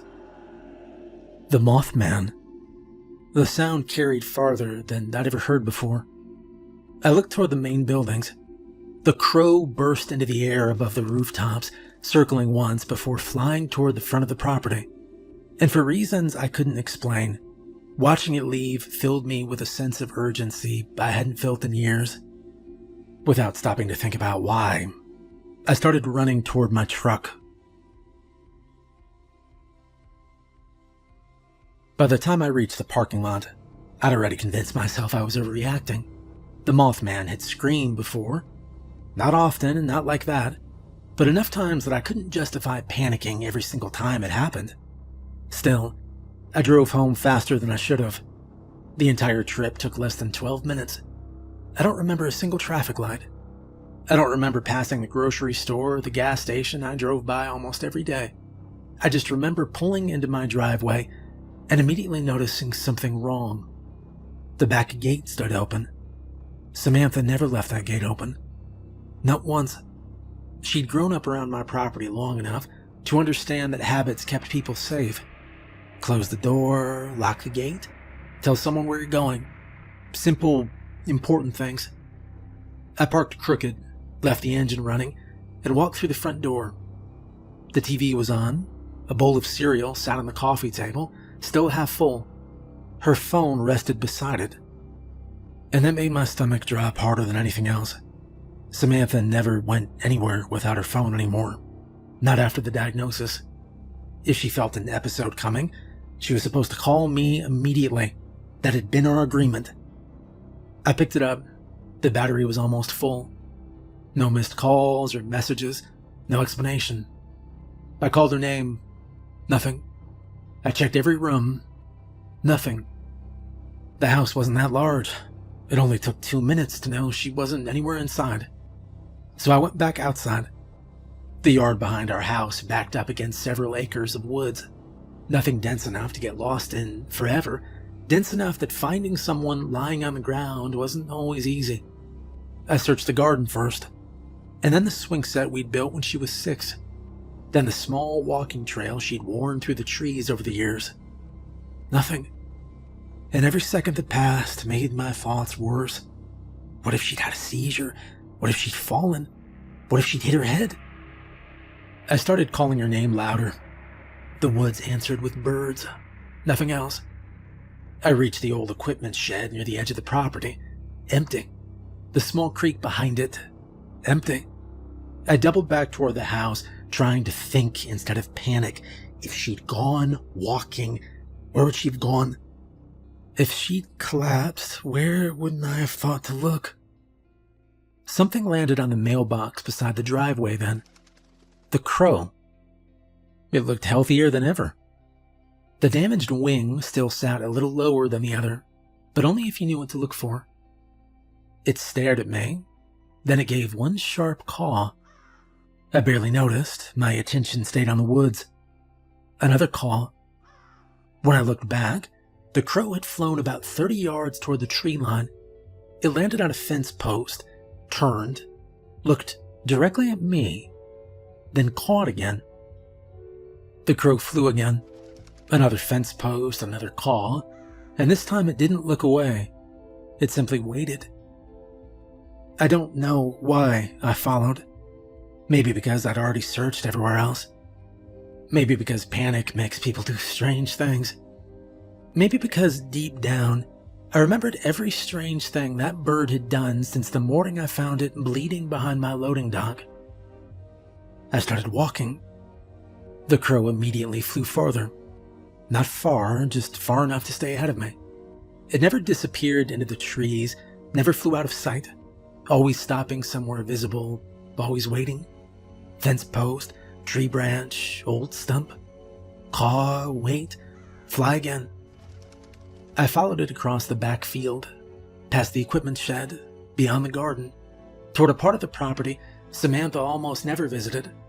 An old pile of storm-felled trees sat near the far fence.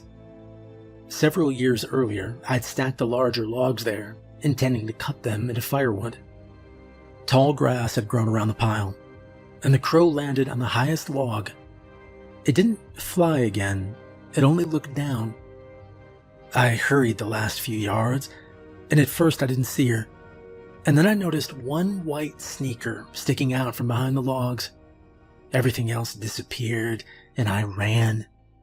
Samantha lay on her side in the grass, one arm tucked awkwardly beneath her, leaves stuck to her shirt. A scrape crossed one side of her forehead where she'd fallen against the bark. But she was breathing. Thank God she was breathing. Her eyes fluttered open as I knelt beside her. She looked confused, exhausted, like someone waking from a dream they couldn't remember. She tried to sit up, and I gently stopped her. She had another scrape on her knee, a bruise already forming along one elbow. It looked like she'd collapsed, rolled down the slight slope beside the log pile, and come to rest where nobody passing the trail would ever have seen her. If I'd searched the property another 10 or 20 minutes, I still don't think I would have looked there. I called for help, and then I stayed beside her until it arrived. Only after I knew she was going to be okay did I remember the crow. I looked toward the top of the log pile, and it was still there, watching. The ambulance pulled into the driveway several minutes later. The lights flashed through the trees. People hurried toward us carrying equipment. And when I looked back towards the crow, it was gone. Well, Samantha recovered. The doctors adjusted her medication again, and the next few weeks were better than the previous 6. Not perfect, but better. Life slowly returned to something resembling normal. I've never seen the crow again. Part of me does hope I see it again one day. I still owe it a thank you. Well, every morning before I begin work, I still empty my pockets onto the stainless steel table in the treatment room. Then I unlock the doors leading to the back property. The wolf dog is usually waiting somewhere along the fence line. Smallfoot is almost certainly hiding something that belongs to me. The Mothman circles silently through its aviary, and every Tuesday, 40 pounds of meat disappear beneath the sand. There are plenty of other habitats beyond those. Some hold animals that are almost ready to return to the wild. Others will probably spend the rest of their lives here because that's the only way both they and everyone else can stay safe. From the street, Farmer's Pets still looks like an ordinary neighborhood pet shop. People come in for dog food, cat litter, aquarium filters, birdseed. Most of them never notice the reinforced doors beyond the fish tanks. And if I keep doing my job right, they never will.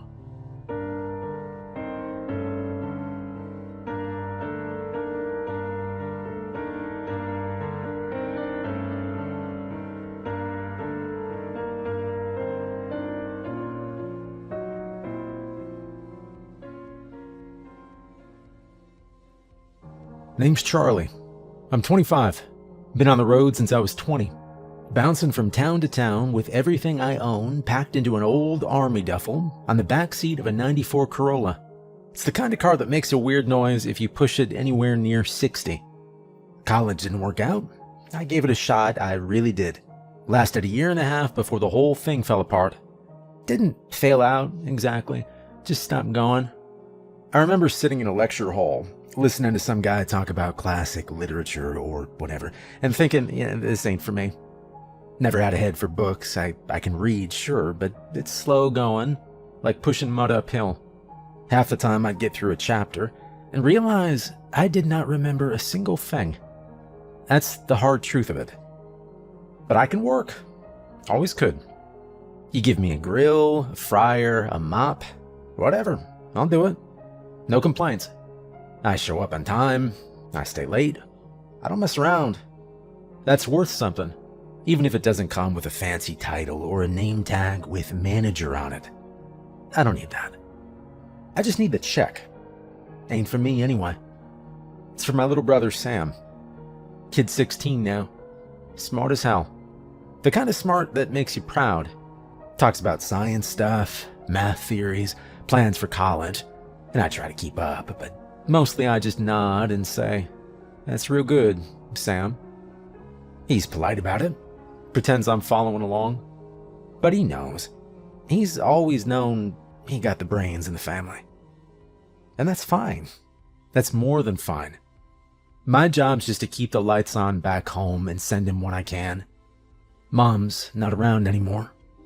Dad works nights at the plant, but his body's given out faster than the paycheck. So I pick up the slack where I can. Few $100 here, couple gas cards there. A new calculator when Sam broke his again from carrying it everywhere. That sort of thing. He tells me not to worry about him, says I should save some for myself. But I never listen. I don't need much. I have lived out of cars, tents, moldy basements, busted trailers. I can make do with a couch and a clean bathroom.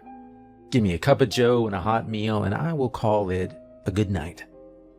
This current gig, it's some rundown diner at the edge of town. Name's Grady's Chicken Stop. Neon sign barely works. Only flickers the word stop half the time. It's a 24-hour joint, but the only real traffic comes in after 10. And even then, not much. People just call it the local KFC. You're the new hire, right? Yeah, I can tell just by the way you're standing there, hands stuffed in your pockets, eyes trying not to look too long at the stains on the ceiling. So why'd you take the job? Place looks like it should have been bulldozed 20 years ago, am I right? I'll guess. Life has kicked you around a bit, hasn't it? Chewed you up, spit you out, and now you're here, standing behind a cracked Formica counter in the middle of nowhere. Well, don't worry too much about it. God has a way of figuring things out for people like us. We just do our best not to go nuts in the meantime. Either way, you're here now, and I guess that makes me your official tour guide in this place. Welcome to Grady's, or Grady's KFC, or whatever name corporate's pretending we go by this month. Place is old, older than it looks, even with the new paint job and the fancy LED menu up front. Back in the 50s, I think it was a McDonald's, I think. And then somebody bought it and slapped a KFC sign on the roof. Then it burned down. That was in 62, I think. They rebuilt it. Kept the same bones, though. Same weird layout. Fryer's in the wrong corner. Cooler door sticks if it's humid, and the door to the basement is in the men's bathroom. In 78, there was some kind of accident. Nobody around here talks about it, but I heard it involved a kid. Tragedy, they called it in the paper. One of those words that means everything and nothing at the same time. Later on in 99, somebody went missing. One of the workers, from what I heard, just didn't show up to clock out one night. His jacket was still in the back room, and his name badge was sitting on top of the register. You'll hear stories. Locals like to talk once they trust you. Most of them don't come in after midnight, though. And that says something, doesn't it? Anyway, well, now it's back to being a KFC, kinda. We still got the buckets, still wear the Colonel on our shirts, but I'd be lying if I told you we followed anything close to regulation. Health inspector only shows up when someone complains. Before you start, okay, there's something you need to know. There's a list of strange rules. So listen close. The list is taped inside the mop closet door. Yellow papers, corners curling up, thick black marker that's been fading for years. The first one's the one that matters most. Rule number 1. Start your shift right. That's the title, written across the top in big block letters. Can't miss it. You start with the sign. Turn it from open to closed. Doesn't take long, but it has to be done. You've got a few quiet minutes between the last of the regular folk walking out and the first of the others showing up. That window is very small and you do not want to miss it. This sign isn't for the monsters. It's for the unlucky people who might try to come inside at the wrong time. Turning it tells them to stay away, and it tells the regulars that the place is ready. And by regulars, I mean the monsters. Yeah, you heard me right. Vampires, sirens, werewolves, boogeymans, and anything else that goes bump in the night. Once the sign is turned, move to the counter. Get rid of the garlic sauce. You can throw it out or stash it in the walk-in. Doesn't matter how you do it, just make sure it is not sitting anywhere out in the open. Trolls and vampires, they cannot stand the stuff. The smell is bad enough for them. But what really sets them off is the burn. Garlic hits them like battery acid. You leave it out by mistake, and things start going sideways fast. There was a new guy last year. Forgot a tub on the prep counter. Wasn't even open. Just sitting there with the lid on. Well, Troll came in, caught the scent, and lost it. Knocked over 2 booths, shattered the soda machine, and tried to throw a trash can through the drive-thru window. All of it over a sealed tub of sauce. Once the garlic is handled, grab the ketchup and mustard, set them out front, and then you deal with the pretzels. Look under the counter, and there's a little woven basket and a sealed bag of salted pretzels inside. Wash your hands if they're messy. Open the bag, pour the pretzels in, and place the basket right in the middle of the counter. Those are for the goblins. They show up early sometimes, before you're even finished with the setup. They don't come through the door like everyone else.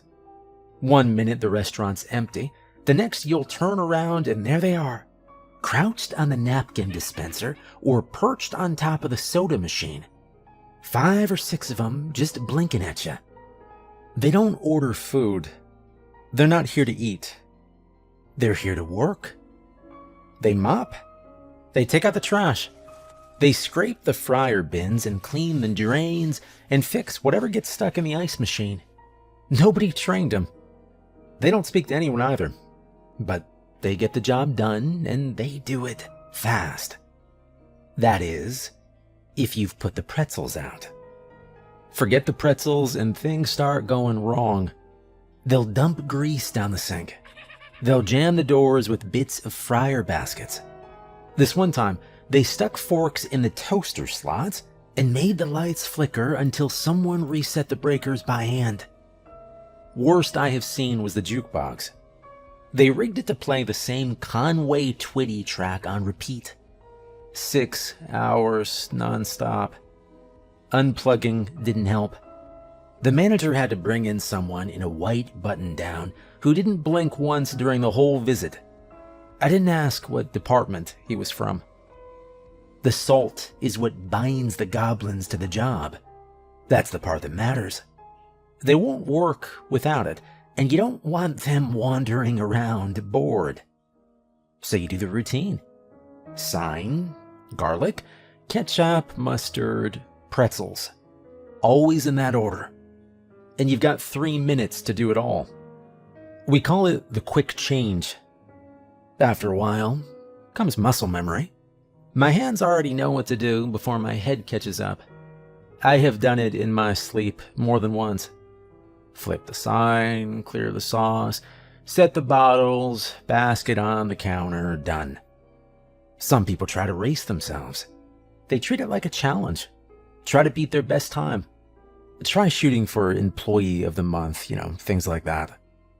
But we don't stop there. There's more you should know, and this time it's about the stuff we sell. Rule number 2. Know what they eat. The second rule, it's about food. You'd think that part would be easy in a place like this. It's not. Monsters are picky eaters. Not in a cute way, either. They know what they like, and they don't handle surprises well. That means you don't cut corners. You give them what they want every single time. Vampires don't just hate garlic. They treat it like poison. You already pulled the garlic sauces off a line, but it shows up in other stuff too. Some of the spicy rubs in the back have garlic powder buried in the ingredients. Even the buffalo glaze we get in the squeeze bottles has a trace of it. They can smell it. Doesn't matter how cooked it is. One whiff and they stop moving. Sometimes they leave, sometimes they don't. Werewolves are worse.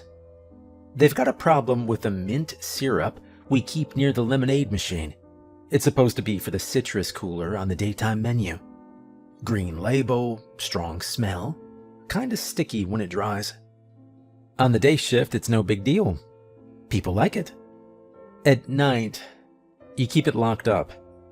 Don't even leave it on the counter. One guy, Chris, served a Wolfman a lemonade with a shot of mint in it. Total accident. Hit the wrong tap. He didn't even realize what he'd done until the cup hit the floor and the claws came out. Then, there are the sirens. Now, sirens aren't violent exactly. They don't wreck stuff or throw punches. But if you let the fryer run dry while they're in the building, they will start to sing. And what's worse, it doesn't lure you in the same way the stories describe them. It just gets inside your ears and makes everything feel wrong. The walls go loose around the edges.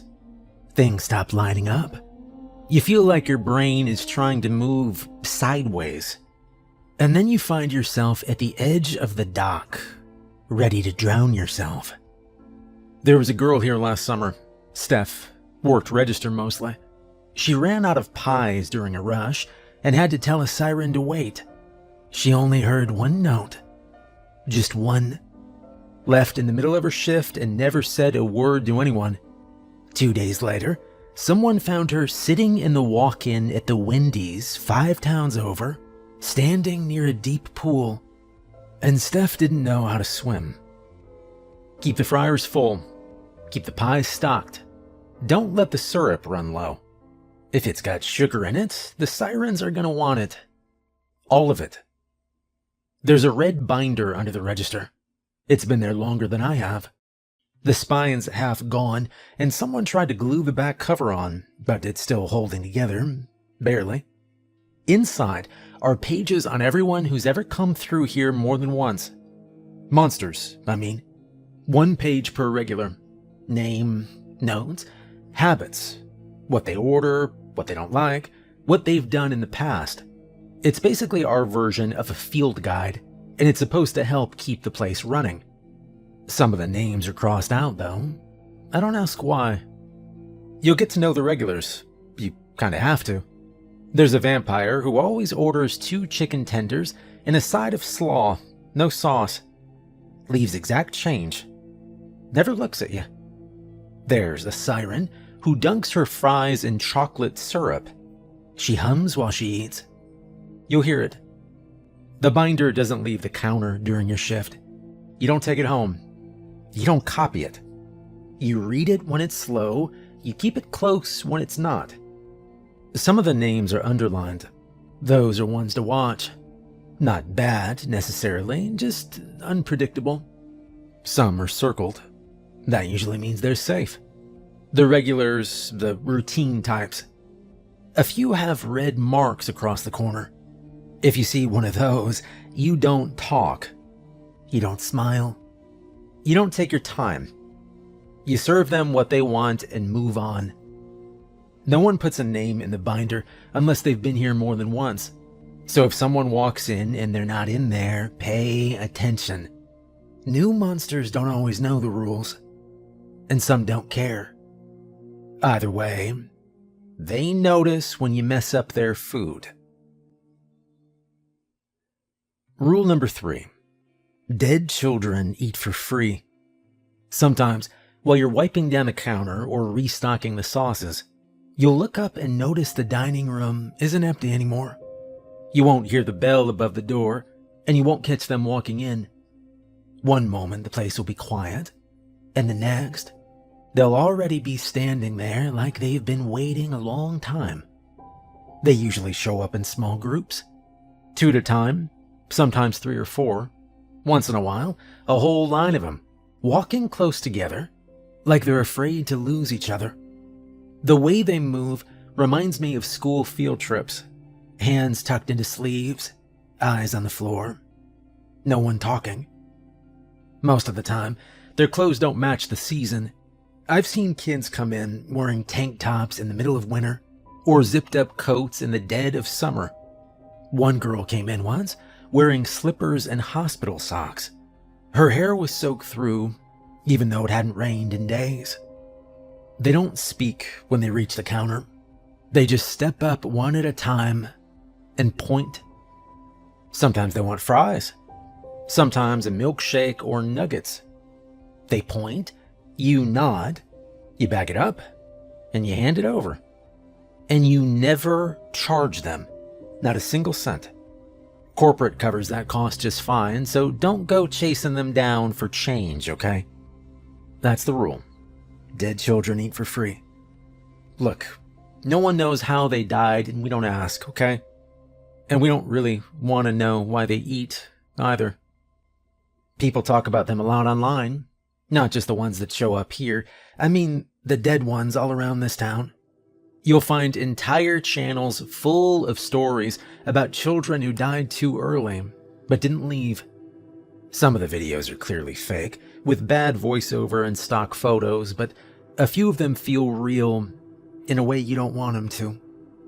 They show up in stories with black eyes, or with voices that don't match their mouths. Some are seen standing at the side of the road, asking for a ride. Others knock on the door at night and ask to be let in. And even though they look like kids, the people who open the door always end up missing. Or worse, they stay, but they're not the same after. There's this one story that stuck with me. A daycare fire, supposedly back in the 70s. No one made it out. But years later, people claim to see soot-covered children wandering the alley behind the place where the building used to stand. They didn't ask for help. They just stared at the windows of passing cars until the driver looked away. The theory was that they didn't understand they died, so they kept showing up, looking for snack time or someone to pick them up. And yeah, a lot of the myths go like that. The kids always want something small, a sandwich, a place to stay, someone to talk to. Something simple that makes them seem harmless. But the longer the story goes, the more that feeling of harmless starts to peel back, and the people in the stories realize that they were never safe to begin with. You'll hear people online say it's because children are closer to the veil. They're new. So when something pulls them out of this world too early, it pulls hard. And whatever's left behind doesn't know how to let go. So they stay hungry, stay lost, and sometimes they wear the shape of the life they used to have. Like putting on a Halloween costume after the party's already over. It is easy to write them off as urban legends, easier than believing that they might be real. But after a while working here, those videos start to feel less like fiction and more like field notes. Someone else saw something similar, but they didn't know how to explain it. So they turned it into a story. That's how most truths survive. And us? Well, our job's simple. To respect what we hear and to follow the rules. There's usually always more to them than what the list says. Rule number 4. Keep the coffee stocked. The coffee here isn't for the customers. Not the regular ones, anyway. Monsters love the stuff. They drink it more than anyone I've ever seen. Doesn't matter what kind of creature walks through that door, odds are they will ask for coffee. Some pour it down fast. Others sip it slow, like they're reading something in the steam. Doesn't matter how they drink it. You just need to keep it flowing. That starts with the beans. We don't use the coffee from the usual distributor. The packets they send are too weak, too pale. It doesn't hold up in this place. Monsters drink more than people do, and they've got stronger taste. Burnt and bitter seems to settle them. You can't brew that from freeze-dried powder. My grandpa used to say coffee kept people stitched together, that even the worst kinds of mornings could be kept from falling apart if you had a pot brewing on the counter. He'd make it in a steel percolator with no cream, no sugar, and he'd drink the whole thing black before breakfast. Said it gave the dead a reason to stay quiet, and the living a reason to show up. At the time, I thought it was just an old man talking nonsense. Now I'm not so sure. We get ours from a place called Graziano's, a corner grocery one town over. Doesn't advertise, no signs on the road, no website either. You won't find it on a map. I've never been there myself. I've never met anyone who has, actually. But the beans show up when we need them, no matter what. There's a landline under the register. Big clunky thing with push buttons that stick. You use that to place the order. No cell phones, no online forms, just the landline. When you call, someone answers after the first ring. Always fast. Doesn't say hello, doesn't ask for a name. Just waits. You say the usual, then hang up. That's it. I don't know who it is on the other end. I don't think anyone does. There's a guy who runs Graziano's. I think his name starts with a D? Denver? Daniel? I don't know, something like that. That doesn't really matter. He's a bit of an asshat, but we need the beans. You'll find the beans in the freezer the next shift. Same burlap sack every time. Red twine around the top. Smells strong. Earthy, bitter. Almost like burnt chocolate. That's the scent the monsters recognize. Don't switch it out. Don't mix brands. The coffee machine itself is ancient, but it still works. Big metal frame, slow to heat up. You fill the basket, load the filter, press the button, and let it run. The pot's thick glass, chipped along the handle, but it holds up. You brew one batch after another. Keep it going. The regulars drink more than you'd expect. Some of them come in just for the coffee. You can tell because they never order food, but they sit and drink for hours. If the pot ever runs low, you top it off. If the machine stalls, you don't try to fix it. You unplug it. That's all. You don't open the panel, don't press extra buttons, don't bang on the side, you walk away. There's a backup percolator in the pantry, bottom shelf. Slow, but it works. You use that instead. When the main machine breaks down, you might hear something moving underneath it. Not loud, just a slow sort of motion, like someone shifting their weight in a tight space. Doesn't happen every time, only when the machine's been running too long without a break. The goblin that lives under there likes to fix things, and the machine starts working again after a while, usually within the hour. So remember, keep the coffee stocked and you should be fine. Rule number 5. Give Joey a cup of joe. Speaking of coffee, there's a hallway behind the fryers that leads to the old manager's office in what used to be a storage room. Room 6. That's where Joey stays. He doesn't come out much, doesn't eat, doesn't talk, unless you're standing right in front of him. He sits in front of a wall of monitors and watches the feeds. Front lot, back lot, hallway, kitchen, freezer door, everything. Nothing happens without Joey seeing it first. He looks dead, because he is. The skin on his face is the color of cold clay. His hands shake a little when he moves. The clothes he wears haven't changed since I started here. Same jeans, same zip-up hoodie, same scuffed boots. They never smell, stain, or wrinkle. He isn't rotting, just stuck. If you ask him why he's here, he'll give you a story. It's never the same one twice. Sometimes, he says he was a butcher who fed something he shouldn't have. Other nights, he says he worked in a bank that only loaned money to the dead. Last week, he said he drove a city bus that ran its route through a graveyard and never stopped picking people up. The story is never the same, and sometimes I ask just to see which one he'll give next. But one thing's for sure. Joey is here because of a deal he made with the Grim Reaper. A deal for his soul.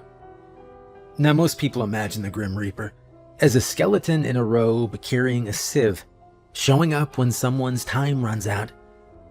That picture isn't completely wrong, but it skips over what happens after. The Reaper doesn't always finish things. Sometimes he takes a person and keeps them somewhere in between, neither alive nor fully gone. He doesn't put them in hell or heaven, and he doesn't let them drift away. He puts them to work. That's what my grandfather used to say, and the longer I have been here, the more it sounds right. The Reaper assigns tasks instead of punishments.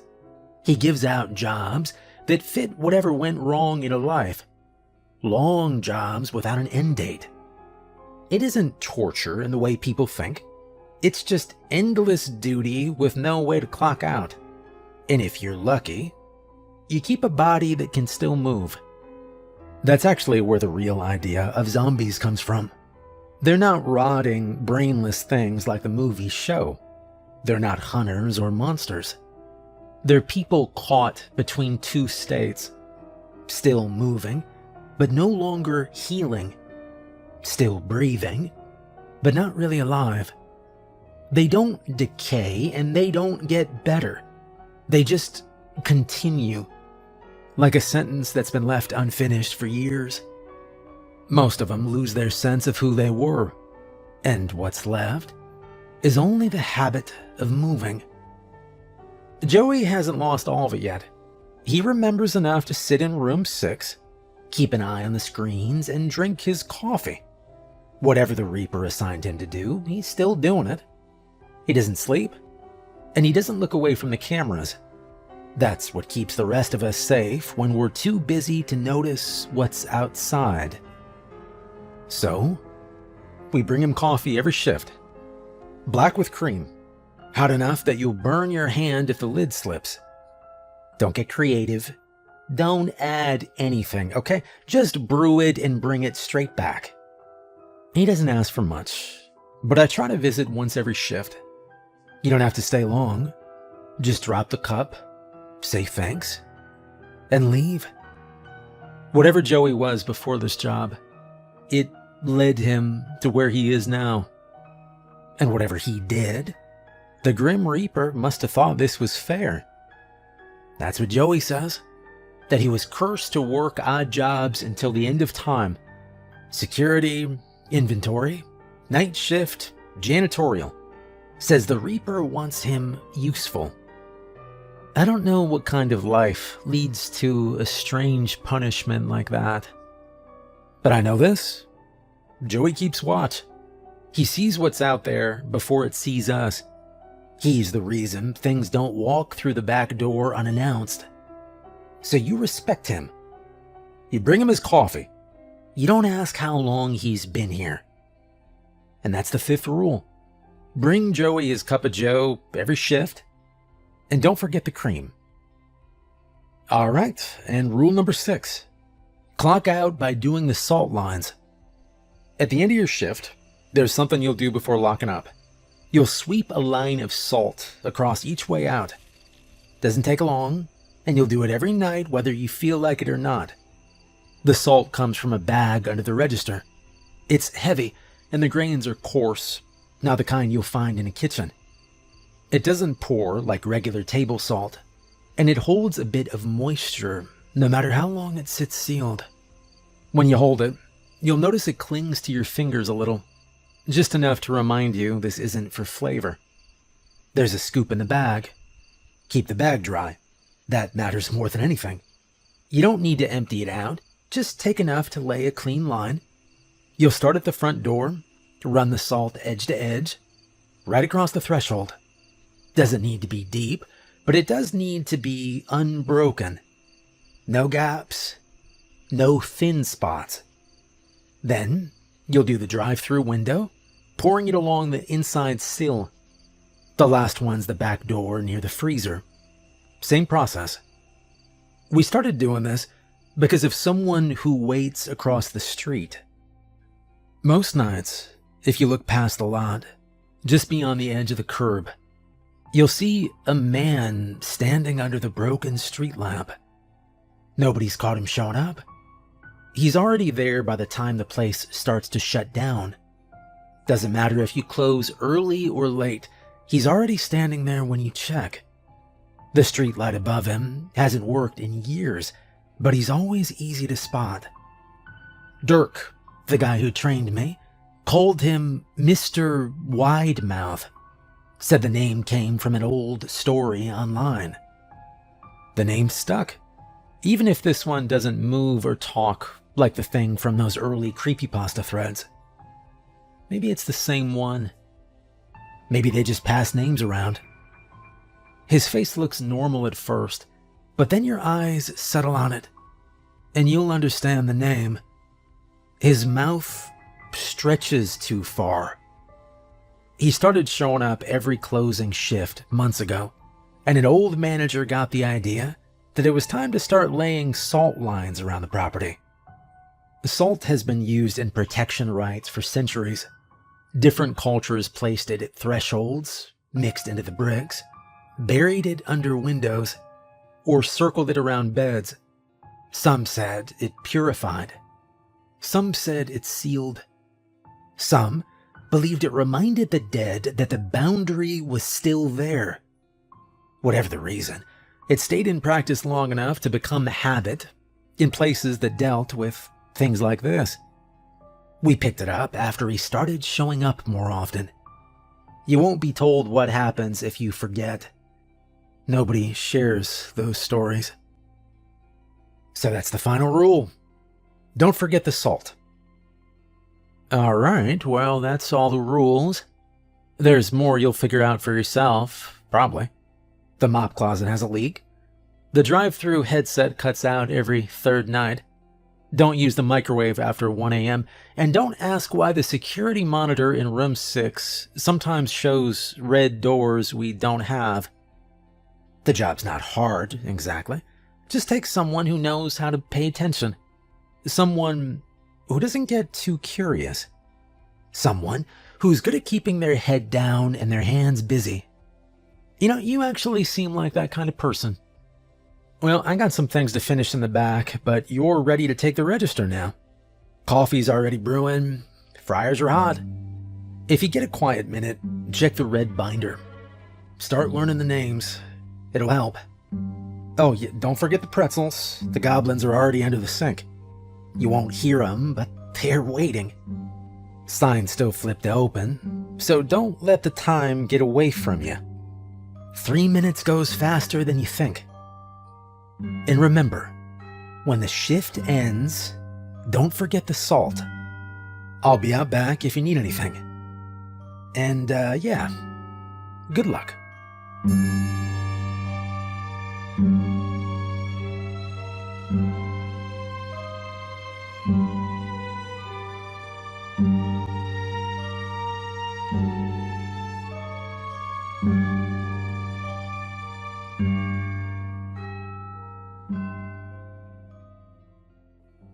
My name is Jesse, and I work as a camp counselor in southeastern Ohio. Camp Black Ridge sits about 25 minutes outside a town called Rivermill, just off State Route 550. If you drive too fast, you'll miss the turn. There's a wooden sign nailed to 2 thick posts that says Black Ridge in faded green paint, and behind it runs a gravel road that looks more like a logging trail than an entrance. Once you're on it, call service drops to 1 bar if you're lucky. I took the job the first summer, because I needed money and I didn't want to move back in with my parents. I just finished college. Everyone I knew was either moving into apartments they couldn't afford or taking entry-level jobs where they wore button-down shirts and tried to sound confident in meetings. I wasn't ready for that yet. I didn't want to start worrying about 401ks or dental plans or whether my boss secretly hated me. Camp felt like a pause button. The pay wasn't great.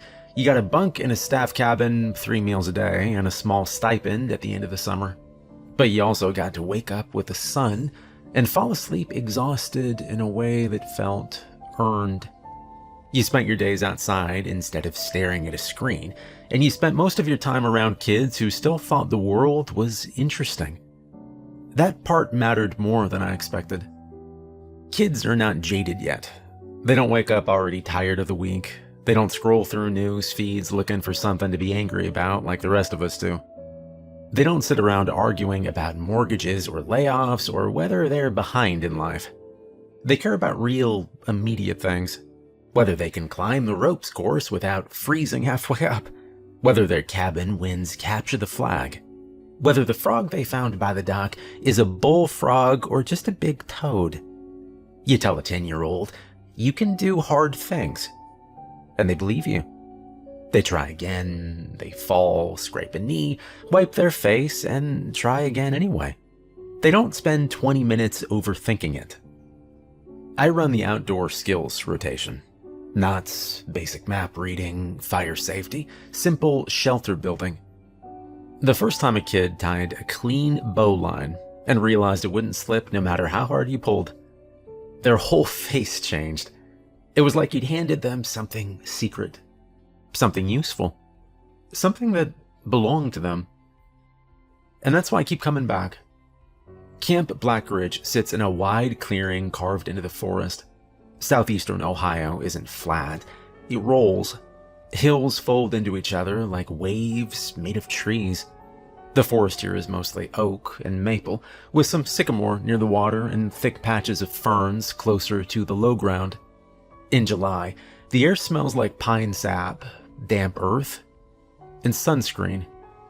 There are 8 cabins total, 4 for boys, 4 for girls, lined up in a loose horseshoe. They're simple wooden structures raised slightly off the ground on concrete blocks. Each one has 2 rows of bunks, narrow windows on either side, and a metal roof that pops when it cools at night. In the center of the clearing sits the mess hall. It's the largest building on camp property, built like a barn with green metal roofing and a wide porch that wraps halfway around. Inside are long wooden tables bolted to the floor. By day 3 of every session, the floor is permanently sticky from spilled juice. Behind the mess hall is the lodge, a heavier, older building made of dark stone and thick timber beams. That's where staff meetings happen. That's where the fireplace is. That's where Halverson hands out the rules. Off to the east, a dirt path slopes gently downward toward Wolf Creek. The creek widens near camp into something that feels more like a small lake than a creek. The water is brown-green, shallow near the shore, but darker toward the center. There's a wooden dock that stretches out about 20 feet, with old canoe racks nearby and a stack of bright orange life vests hanging on hooks. West of the cabins are the sports fields. Field 1 and 2 are close to camp and well cleared. Field 3 is farther out, near the tree line. At the edge of Field 3 stands a broken birch tree, snapped in half by a storm years ago. The trunk leans sideways at an angle, like it tried to fall and changed its mind halfway down. Past that tree, the woods get thicker. North of camp, through a narrow trail and past a stretch of tall grass, stands an old chain-link fence surrounding what used to be a quarry. The fence is rusted and sagging in places, but it's still intact. We call it the quarry fence. The gravel parking lot sits near the entrance road. It holds staff cars and the occasional parent vehicle on drop-off day. Once the parents leave, the lot feels empty. Most summers, Camp Black Ridge feels like the safest place in Ohio. This summer didn't. Now, orientation happened in the lodge on the first full day after the campers arrived. The lodge was the oldest structure on the property. Thick timber beams ran across the ceiling, darkened by years of humidity and smoke. The stone fireplace along the far wall hadn't been lit in years, but it still smelled faintly of ash if you stood close enough. Above it hung a framed newspaper clipping from 1998 about Camp Black Ridge winning some regional youth award. The glass was cracked in one corner. Nobody replaced it. Nobody removed it either. The staff sat on wooden benches facing Halverson, and he didn't waste time. He stood in front of the fireplace with a stack of laminated sheets and handed them out one by one. The plastic was worn and cloudy around the edges from years of being reused. "Read them," he said. "Memorize them. You enforce them. You do not improvise." There were 7 rules printed in bold. Some were normal and some weren't. Halverson read them out loud. After he finished, he didn't explain them the way you'd expect. He didn't tell stories or give background. He just clarified exactly how they were meant to be followed. Later, once we were dismissed, I read them again on my own. Rule 1. Missing kid. Count shoes first. At first glance, it sounded like a strange way to do a head count. But the logic was simple. If a kid wandered out on their own, they'd usually grab their shoes. If their shoes were still neatly under the bunk, something else was wrong. Rule 1 wasn't about panic. It was about stopping panic. You didn't scatter into the woods shouting names. You didn't send half the staff running blind. You checked the bunk. You confirmed the shoes, and you followed procedure. It forced discipline before fear could take over. Rule 2. Field 3 ends at the broken birch. Now every camp has boundaries, and ours had a tree. Field 3 was farther out than the others, pressed tight against the forest. The broken birch leaned at an angle at the edge of the grass, like it'd been frozen mid-fall, and that tree marked the line. No games past it. No equipment retrieval past it. No, just a few steps into the woods. It didn't matter if it was a ball or a water bottle. If it crossed the birch, it stayed. We replaced gear. We didn't cross the line. Rule 3. If the woods call your name, do not answer. This one was the hardest for new staff to take seriously. It sounded like something you'd tell kids around a campfire to scare them. But the instruction was specific. Do not answer. It didn't say you'd hear a growl. It didn't say you'd hear something monstrous. It said it might sound like someone you trusted. You didn't shout back. You didn't step into the tree line to check. You walked toward light. You radioed it. You stayed where other people could see you. Simple. Rule 4. The lake has vampires. We call them lake vampires. Now this one gets laughs every year. It wasn't written like folklore, it was written like a water policy. At dusk, campers were out of the water. No sitting at the dock, no dangling feet, no leaning over the edge to rinse hands. If you saw ripples moving against the wind near the shoreline, you cleared the area. If you saw something pale beneath the surface, you backed away slowly. You didn't shine flashlights into the water. You didn't throw rocks. You didn't test it. You respected the boundary. The rule didn't describe them as magical. It didn't even describe them much at all, actually. It treated them kind of like wildlife. Dangerous, territorial wildlife. Rule 5.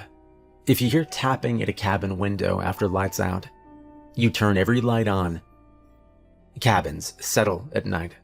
Branches scrape siding. Animals wander.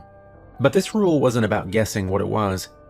You didn't open the window. You didn't step outside alone to check it out.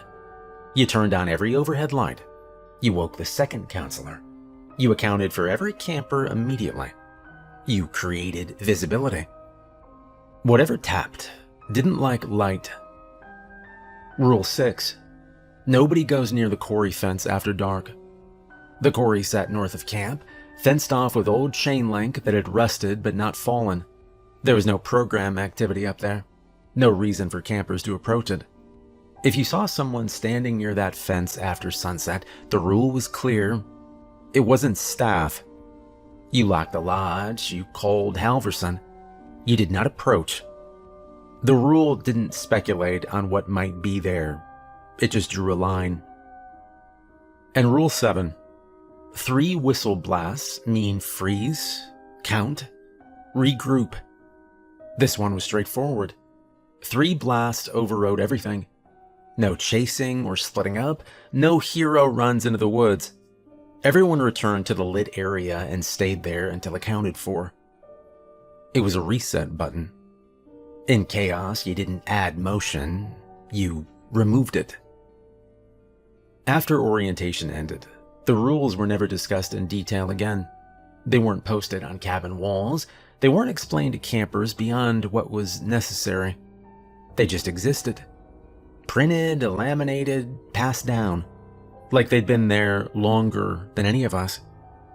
Most summers they felt a little excessive, like overbuilt safety measures for a place that was already safe. That summer, they felt needed. The first real test of the rules happened on the 3rd day of the session. It was late afternoon, the sun sitting low enough to cast long shadows across the grass. Field 3 always felt different from the other 2 fields. Field 1 and Field 2 were close enough to the cabins that you could still hear the mess hall door slam or a counselor yelling for sunscreen. Field 3 sat farther out, pressed tight against the forest.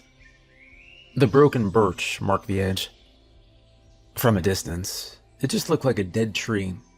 Up close, you could see where the trunk had split years ago, the wood bleached pale by sun and rain. Kids used it as a base during games. Staff used it as a line. That afternoon, we were running Capture the Flag. 40 kids split into 2 teams, red bandanas versus blue. The air was thick and humid, sweat darkened the backs of shirts. Grass clung to shoes. The kind of energy that builds when kids have been sitting through morning rotations and finally get to run. I was stationed near the broken birch with Megan. It was mostly precautionary. We didn't expect trouble. We just enforced the boundary. "Stay in bounds," Megan called as 2 boys veered too close to the trees. They corrected course without complaint. And for a while it was normal. Shouting, laughter, somebody tripped and rolled dramatically. A kid insisted he hadn't been tagged when everybody clearly saw it. And then the ball went wide. One of the older boys tried to make a long throw. It slipped from his hand and sailed past the edge of the field. It bounced once in the tall grass and rolled straight toward the broken birch. Half the field groaned at once. "Leave it! Out of bounds!" But Evan Porter was already moving. Evan was 10, quick and skinny, competitive in the way only a 10-year-old could be.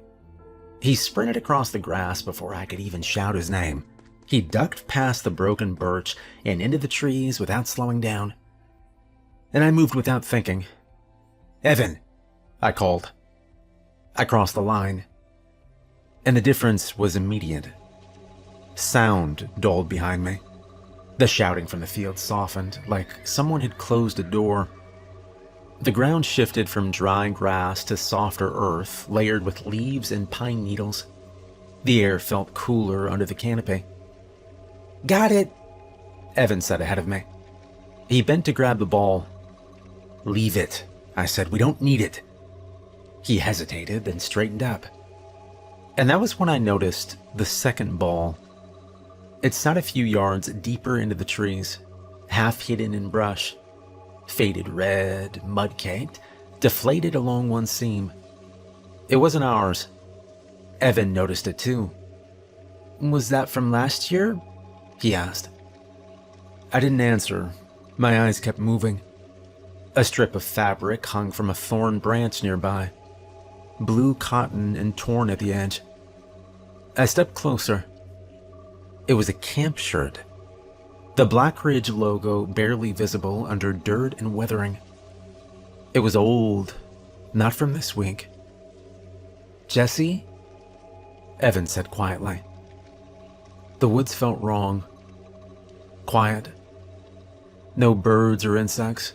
No wind pushing through leaves. And then something shifted to our left. A quick, low movement between two oak trees. I turned slowly. And about 20 yards out, something stood partially obscured by brush. It was low to the ground, long-backed. Its shape didn't rise like a deer. It didn't move with the bounce of a dog. It slid forward a few feet, then stopped. Evan took a small step toward it. "Stay behind me," I said.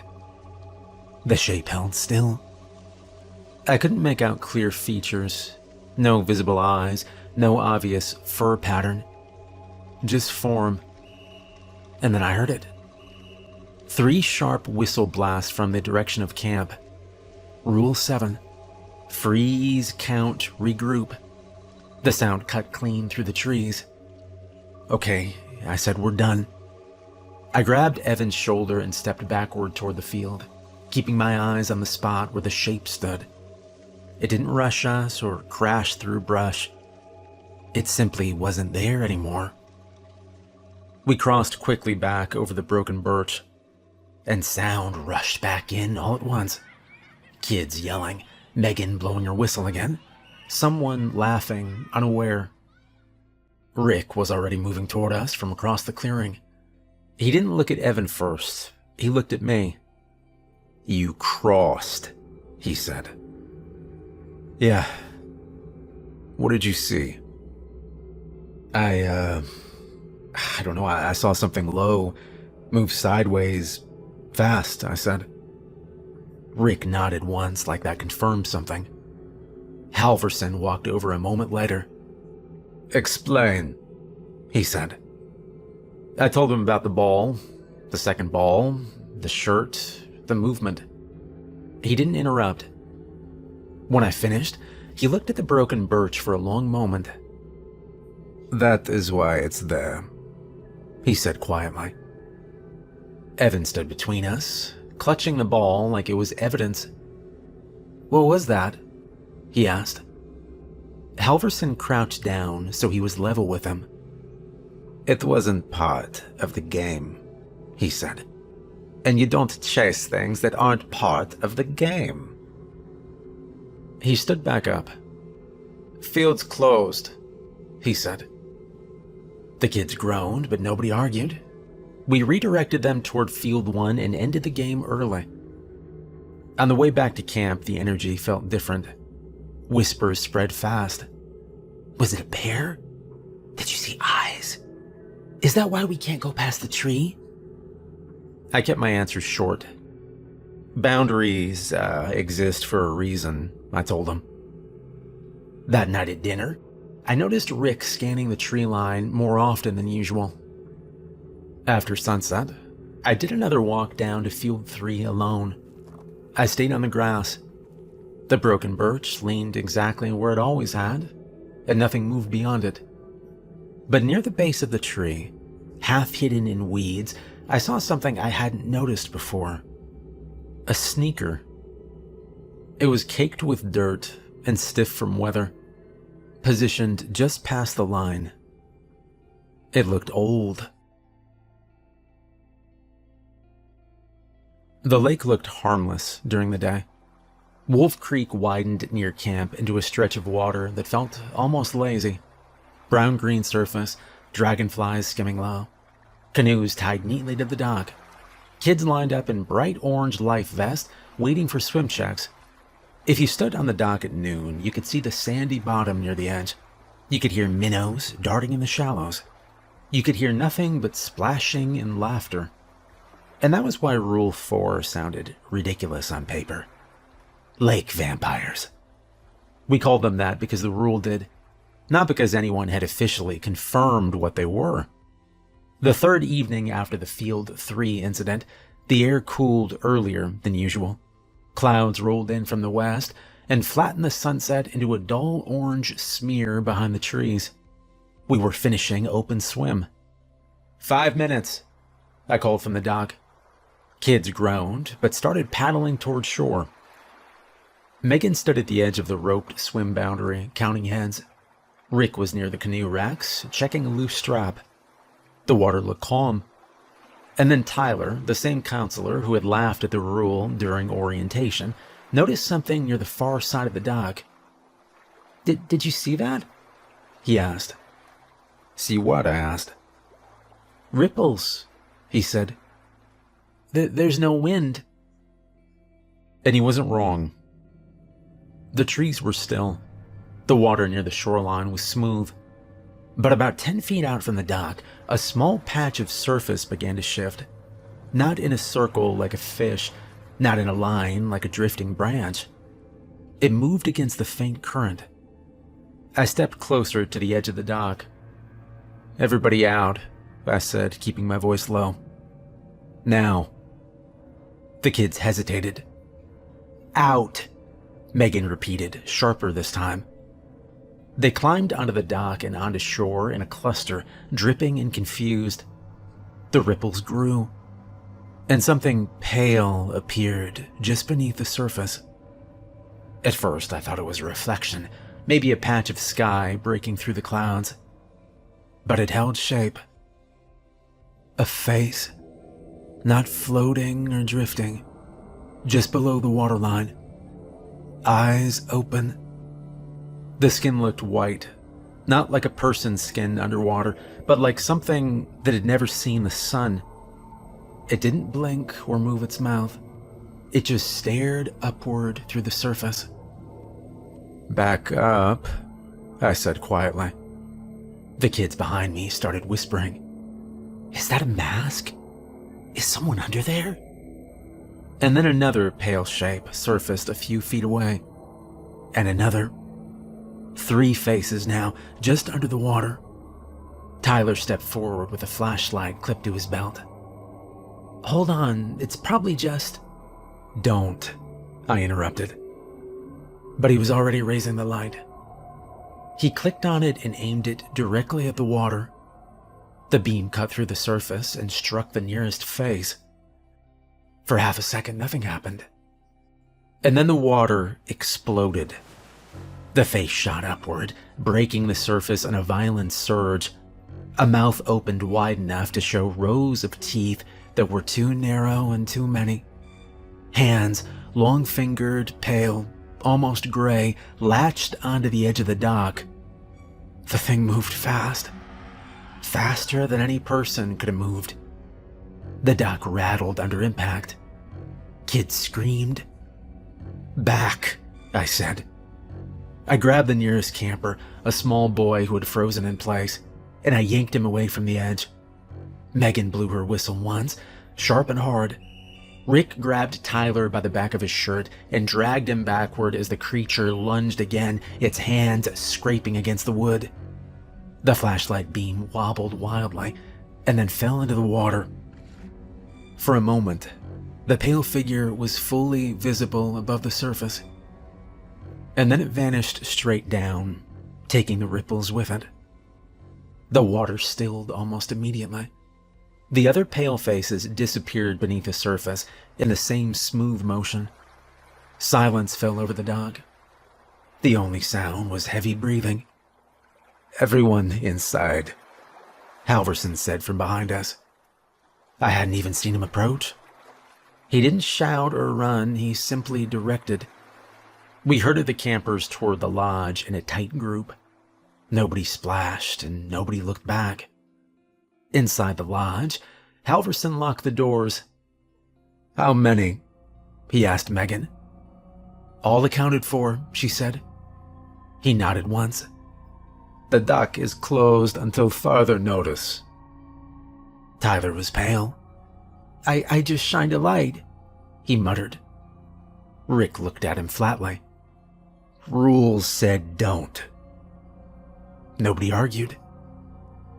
That night, lights out came early. Cabins were sealed tight, and I was assigned to Cedar Ridge again. The boys were shaken but buzzing with nervous energy. "Was that the vampires?" one asked. "Yeah," I said. "No more pretending." Around 10:30, the cabin finally quieted. I was halfway asleep when I heard it. There was a tap against the far window. The boys stirred. 3 in a row. Rule 5. I swung my legs off the bunk and I flipped every overhead light on. "Everybody sit up, now," I said. The cabin flooded with yellow light, and the tapping stopped immediately. I walked toward the window but kept distance. The glass reflected the inside of the cabin brightly enough that I couldn't see much beyond it. And then something moved. A shadow passed across the reflection. Not fast, slow, at eye level. I didn't open the window or step outside. I picked up my radio. "Cedar Ridge to Halverson, tapping." Copy. He replied instantly. Lights stay on. The boys watched me. One of them whispered, "I think it wants us to open it." Outside, something scraped lightly against the siding, and then it moved away. Rick and Halverson did a full perimeter sweep. They found wet marks along the base of the cabin wall. Not puddles or drips. Handprints. Long-fingered, pale against the wood. They didn't announce it to the campers, but I saw them. By morning, the marks had dried into faint stains. The lake looked calm again at sunrise. The dock was empty. The water surface was smooth and undisturbed. If you hadn't seen it the night before, you would have assumed nothing had happened. The morning after the lake incident, it felt strangely normal. The sun rose over the trees the same way it always did, burning off the thin layer of mist that hovered just above the water. The dock sat quiet and empty. The lake surface was flat and undisturbed, as if nothing had climbed out of it the night before. Breakfast smelled like scrambled eggs and burnt toast. Kids argued over who got the last carton of chocolate milk. If you'd driven in that morning, you would have thought Camp Blackridge was exactly what it advertised. Archery targets, canoe racks, counselors with clipboards, 40 kids in matching camp shirts. Halverson didn't mention the lake at morning assembly. He just announced that swimming was suspended for maintenance. The campers groaned, but accepted it. Kids adapt faster than adults. By mid-morning, they were complaining about dodgeball instead. But the staff moved differently. Nobody walked alone unless they had to. Radio stayed clipped on and turned up. When someone laughed too loudly near the tree line, heads turned automatically. It was just before lunch when Megan noticed it. She didn't shout or panic. She simply walked toward me with a look on her face that said something was off. "Have you seen Evan?" she asked quietly. I thought she meant on the field. "Not since breakfast," I said. She nodded once. "I'm short one in Cedar Ridge." That was all she said. We didn't scatter or call his name. We followed the rule. Rule 1. We went to the cabin. The boys were lined up outside for a transition to the mess hall, 11 of them. They looked annoyed at being delayed. "Evan's probably in the bathroom," one said. "Or he's messing around," another added. I stepped inside the cabin. The bunks were unmade, in the way only kids can manage. Blankets half-hanging, pillows shoved sideways. The morning light filtered through the narrow windows. Evan's bunk was near the back wall. His sleeping bag was still there. His flashlight sat on the small wooden shelf above the bed. I crouched and looked underneath. His sneakers were lined up neatly, side by side. They were dry, laces tied loosely, like he'd taken them off the night before without thinking, and he hadn't put them back on. Megan saw him too. She didn't say anything. We stepped back outside. Halverson was already approaching from the lodge. "He's not in the cabin," Megan said. Halverson looked at me. "Shoes?" "Still there," I replied. He inhaled once through his nose. "Cabin's locked," he began. "Everyone inside, head counts." There was no yelling or chaos. The campers were told there would be a drill. They filed back into cabins with more curiosity than fear. The woods beyond the clearing were still. Rick joined us near the edge of the field. "Lakeside?" he asked. Halverson shook his head slightly. "Start perimeter sweep. Powers only. Stay in sight of clearing." We moved methodically. Nobody crossed the broken birch. No one approached the quarry fence. We checked the mess hall, the bathrooms, the equipment shed. We called Evan's name only once, quietly, near the lodge. There was no answer. Near the path leading down toward Wolf Creek, I noticed something in the grass. The dew hadn't fully burned off yet. It clung to the tips of the blades, bending them slightly under its weight. A trail cut through it. Just a slight disturbance, like someone had walked barefoot along the edge. I followed it with my eyes, and it led downhill toward the lake. I didn't call out. I simply met Megan's eyes and nodded toward the path. When we got there, the dock was empty. The water lay still, reflecting the pale morning sky. The trail ended near the shoreline. The mud at the edge was disturbed, darker than the rest, as if something had stood there for a long time. There were no splashes or drag marks, just the impression of bare feet, standing, facing the water. Halverson joined us a moment later. He studied the mud without stepping closer. "He walked," he said. I shook my head. "Shoes are still at the cabin." Halverson didn't respond right away. We stood there listening. The lake made almost no sound. A single dragonfly skimmed low across the surface and disappeared. "You think they take them during the day?" Megan asked quietly. Halverson's jaw tightened. "They don't take them," he began. "No child has been lost under my watch, you understand? And if they do take them, it's not the way you're thinking." I didn't like that answer. We widened the search, still in pairs, still within sight of the clearing. An hour passed, then another. Camp remained locked down. The kids were restless, but unaware of how serious it was. Near early afternoon, Rick radioed in from the north side. "Fence," he said. You need to see this." The quarry fence stood at the edge of a clearing that felt older than the rest of camp. The grass grew thinner there. The ground felt packed and uneven. Rick was standing a few yards back from the chain link. On the other side of the fence, just beyond the sagging metal, someone was standing.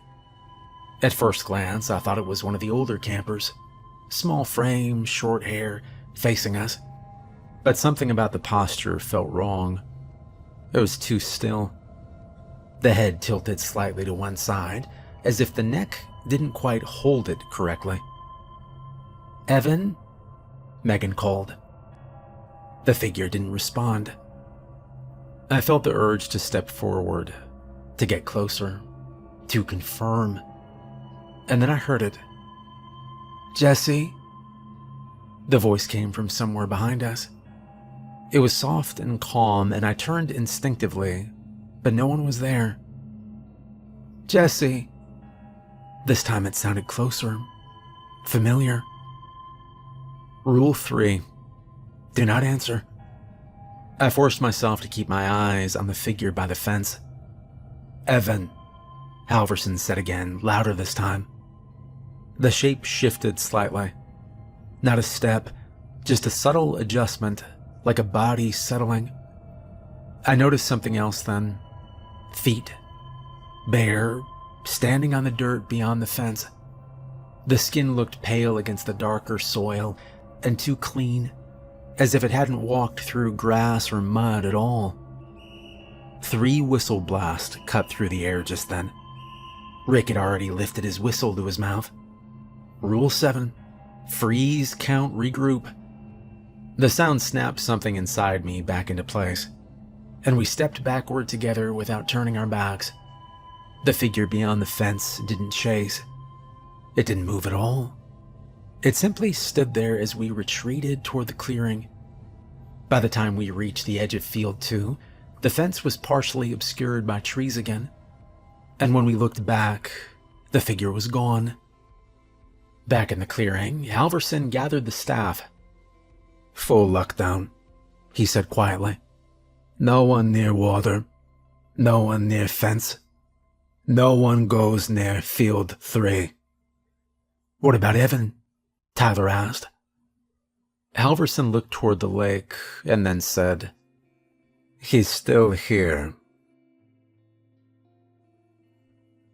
By late afternoon, the sky had turned the color of dull metal. Cloud cover rolled in from the west, flattening the light and pressing it low over the tree line. The clearing felt smaller than it had that morning. The campers stayed inside their cabins, with books and card games, restless but obedient. Nobody said the word missing out loud around them.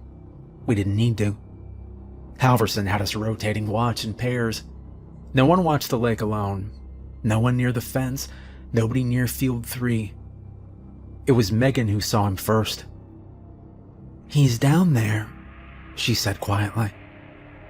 We were standing near the lodge porch when she pointed toward the path that led to Wolf Creek. A small figure stood at the edge of the water, barefoot and still. From a distance, Evan looked calm. Too calm. His arms hung loosely at his sides. His shoulders were relaxed. He wasn't pacing or crying or scanning for help. He was just standing there, facing the lake. The shoreline was only a few inches below the dock level, muddy from years of foot traffic and canoe launches. The water itself lay flat, reflecting the gray sky like polished stone. There was no ripples or visible movement. We walked down the path together, slow and deliberate. No running or shouting. The last thing any of us wanted was to startle him. The air near the water felt colder than it had earlier in the day. Evan didn't turn as we approached. He didn't react at all. When we were about 15 feet behind him, I could see the way his toes were pressed into the mud, as if he'd been standing there for a long time. The mud around his feet was darker, disturbed. The waterline in front of him was smooth. "Evan?" Megan said. He didn't respond. Halverson shook his head. "Don't spook him," he said. If Evan startled and tripped, even half a step, he'd lose his footing in the mud and go straight into the water. And if he broke the surface on his own, there wouldn't be time to pull him back. Just beneath the surface, a pale shape hovered. Then another. 3 faces, faint and distorted by the thin layer of water, looking up at the boy standing on the shore. "Jesse," Halverson said quietly. "Slow." I stepped forward, one careful pace at a time. The mud shifted under my shoes. I kept my breathing even, slow enough that it wouldn't draw attention. The water remained flat. The faces beneath it didn't blink. When I was close enough to reach him, I said, "Evan, we're heading back to the cabins." No reaction. His eyes stayed fixed on the lake. I moved closer, and I slipped my arms under his shoulders from behind, and I pulled gently. He resisted at first, not by struggling, but by leaning forward, as if his weight had shifted toward the water. And then the surface broke. One of the pale figures rose just enough that I saw its face clearly. "Back," Halverson said. And I leaned my weight backward and pulled harder. Evan stumbled slightly, his heels dragging lines through the mud. The pale face rose another inch above the water, hands pressing against the edge of the waterline. Long fingers curled into the mud, nails digging in. Megan stepped to the side, not touching Evan, just standing close enough to widen the space between him and the lake. The creature shifted forward. It moved with unsettling smoothness, like something that had practiced leaving water. I felt Evan's weight tilt again, and I tightened my grip. 3, Halverson said quietly. Rick blew the whistle. The sharp triple blast cut through the clearing, and the sound did something. The pale figure paused. Staff members emerged from the path behind us, forming a loose line without being told. And I pulled Evan back another step, then another. His resistance lessened slightly, like tension draining from him. The first creature's fingers slipped from the mud and returned to the water. Its face sank slowly beneath the surface. The others followed, and the lake flattened. The reflection of the gray sky returned. Evan sagged in my arms. His knees buckled, and I caught him just before he hit the ground. For a moment, he just blinked up at us. "Why'd we stop?" he asked. "You were near the lake, honey," Megan said gently. He looked over his shoulder, and the water showed nothing. He looked down at his feet. "I don't remember walking," he said. I didn't answer. We guided him back up the path, steady and quiet. The mud on his feet left faint prints along the trail. Halverson placed a hand briefly on my shoulder. He looked over at me and said, "Good work." The lake remained still for the rest of the evening. At sunset, nobody went near it. That night, there was no tapping at the windows, no voices from the tree line. The woods were quiet, and Evan slept through the night. Camp Black Ridge closed 3 days after we pulled Evan from the lake. The official reason was unsafe wildlife activity in the surrounding forest. Parents were notified, refunds were issued. The dock was dismantled before the last bus even pulled away. Nobody mentioned the things under the water. Evan went home with his parents. He didn't remember walking to the lake. He didn't remember standing there. He didn't remember the lake vampires. He remembered going to sleep. That was it.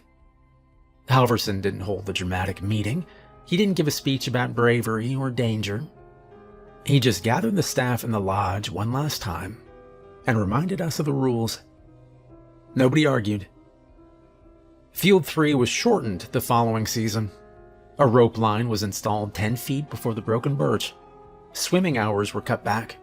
The dock railing was raised higher, and motion lights were added to the cabin exteriors. The rules stayed exactly the same.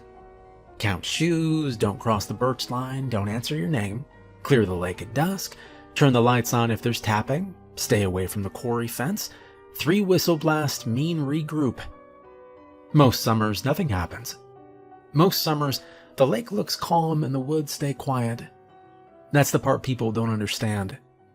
The rules don't exist because something happens every night. They exist because something only needs to happen once. I still work here. I still teach kids how to tie knots and build fires and read maps. I still tell them they can do hard things. But every evening at dusk, I walk down to the shoreline and stare at the water. I watch the surface. Sometimes it's perfectly still. Sometimes it shifts in slow, deliberate patterns that don't match the wind. And sometimes, just beneath the surface, I can see something watching me.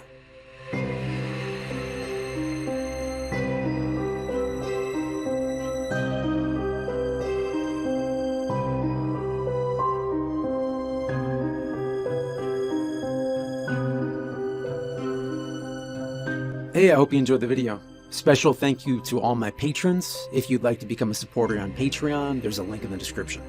I hope you have a great night, and thanks for watching.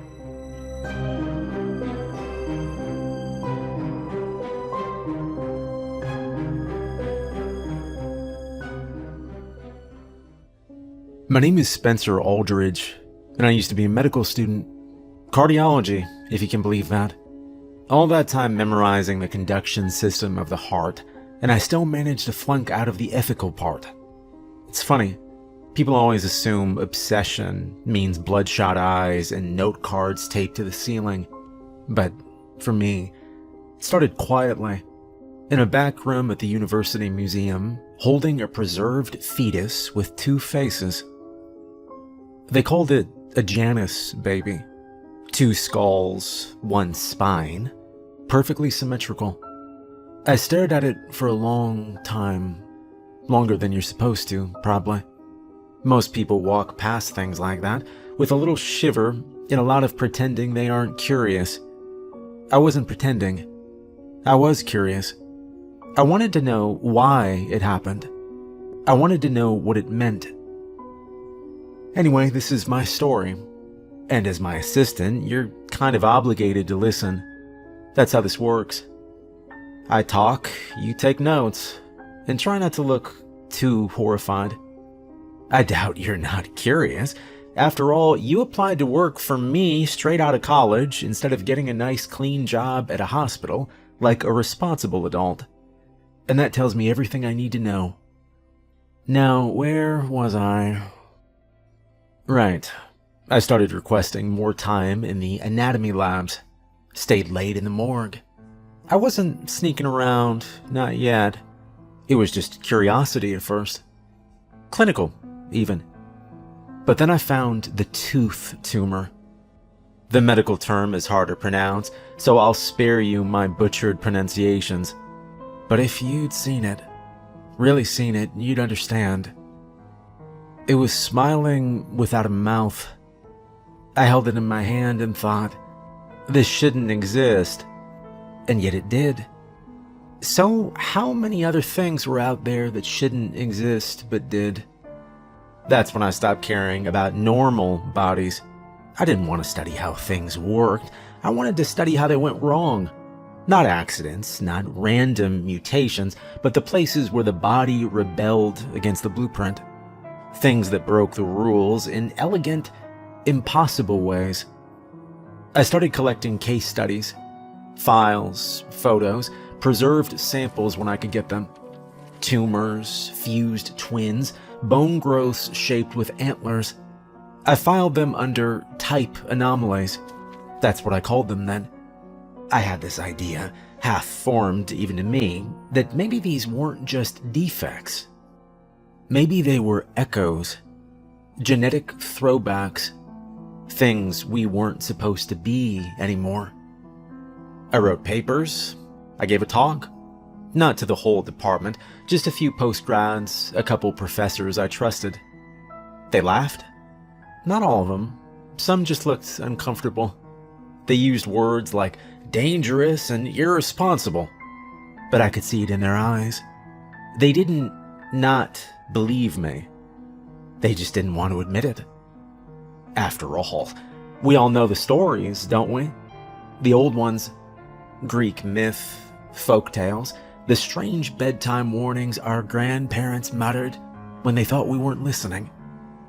Half-formed creatures, beasts with the faces of men, men with the teeth of beasts, werewolves, mermaids, things that blur the line, things that don't belong in any anatomy textbook, but somehow show up in every culture. Why do you think that is? People say they're just stories, but they were stories before we had microscopes, before we had genetics, back when the only explanation for a child born with scales or hooves was that something got to them in the womb. A god, a curse, a monster. We've cleaned it up with terminology and white coats, but the fear is still there, buried under our lab reports and insurance codes. That's when the real work started. I stopped using names in my files, started coding the subjects.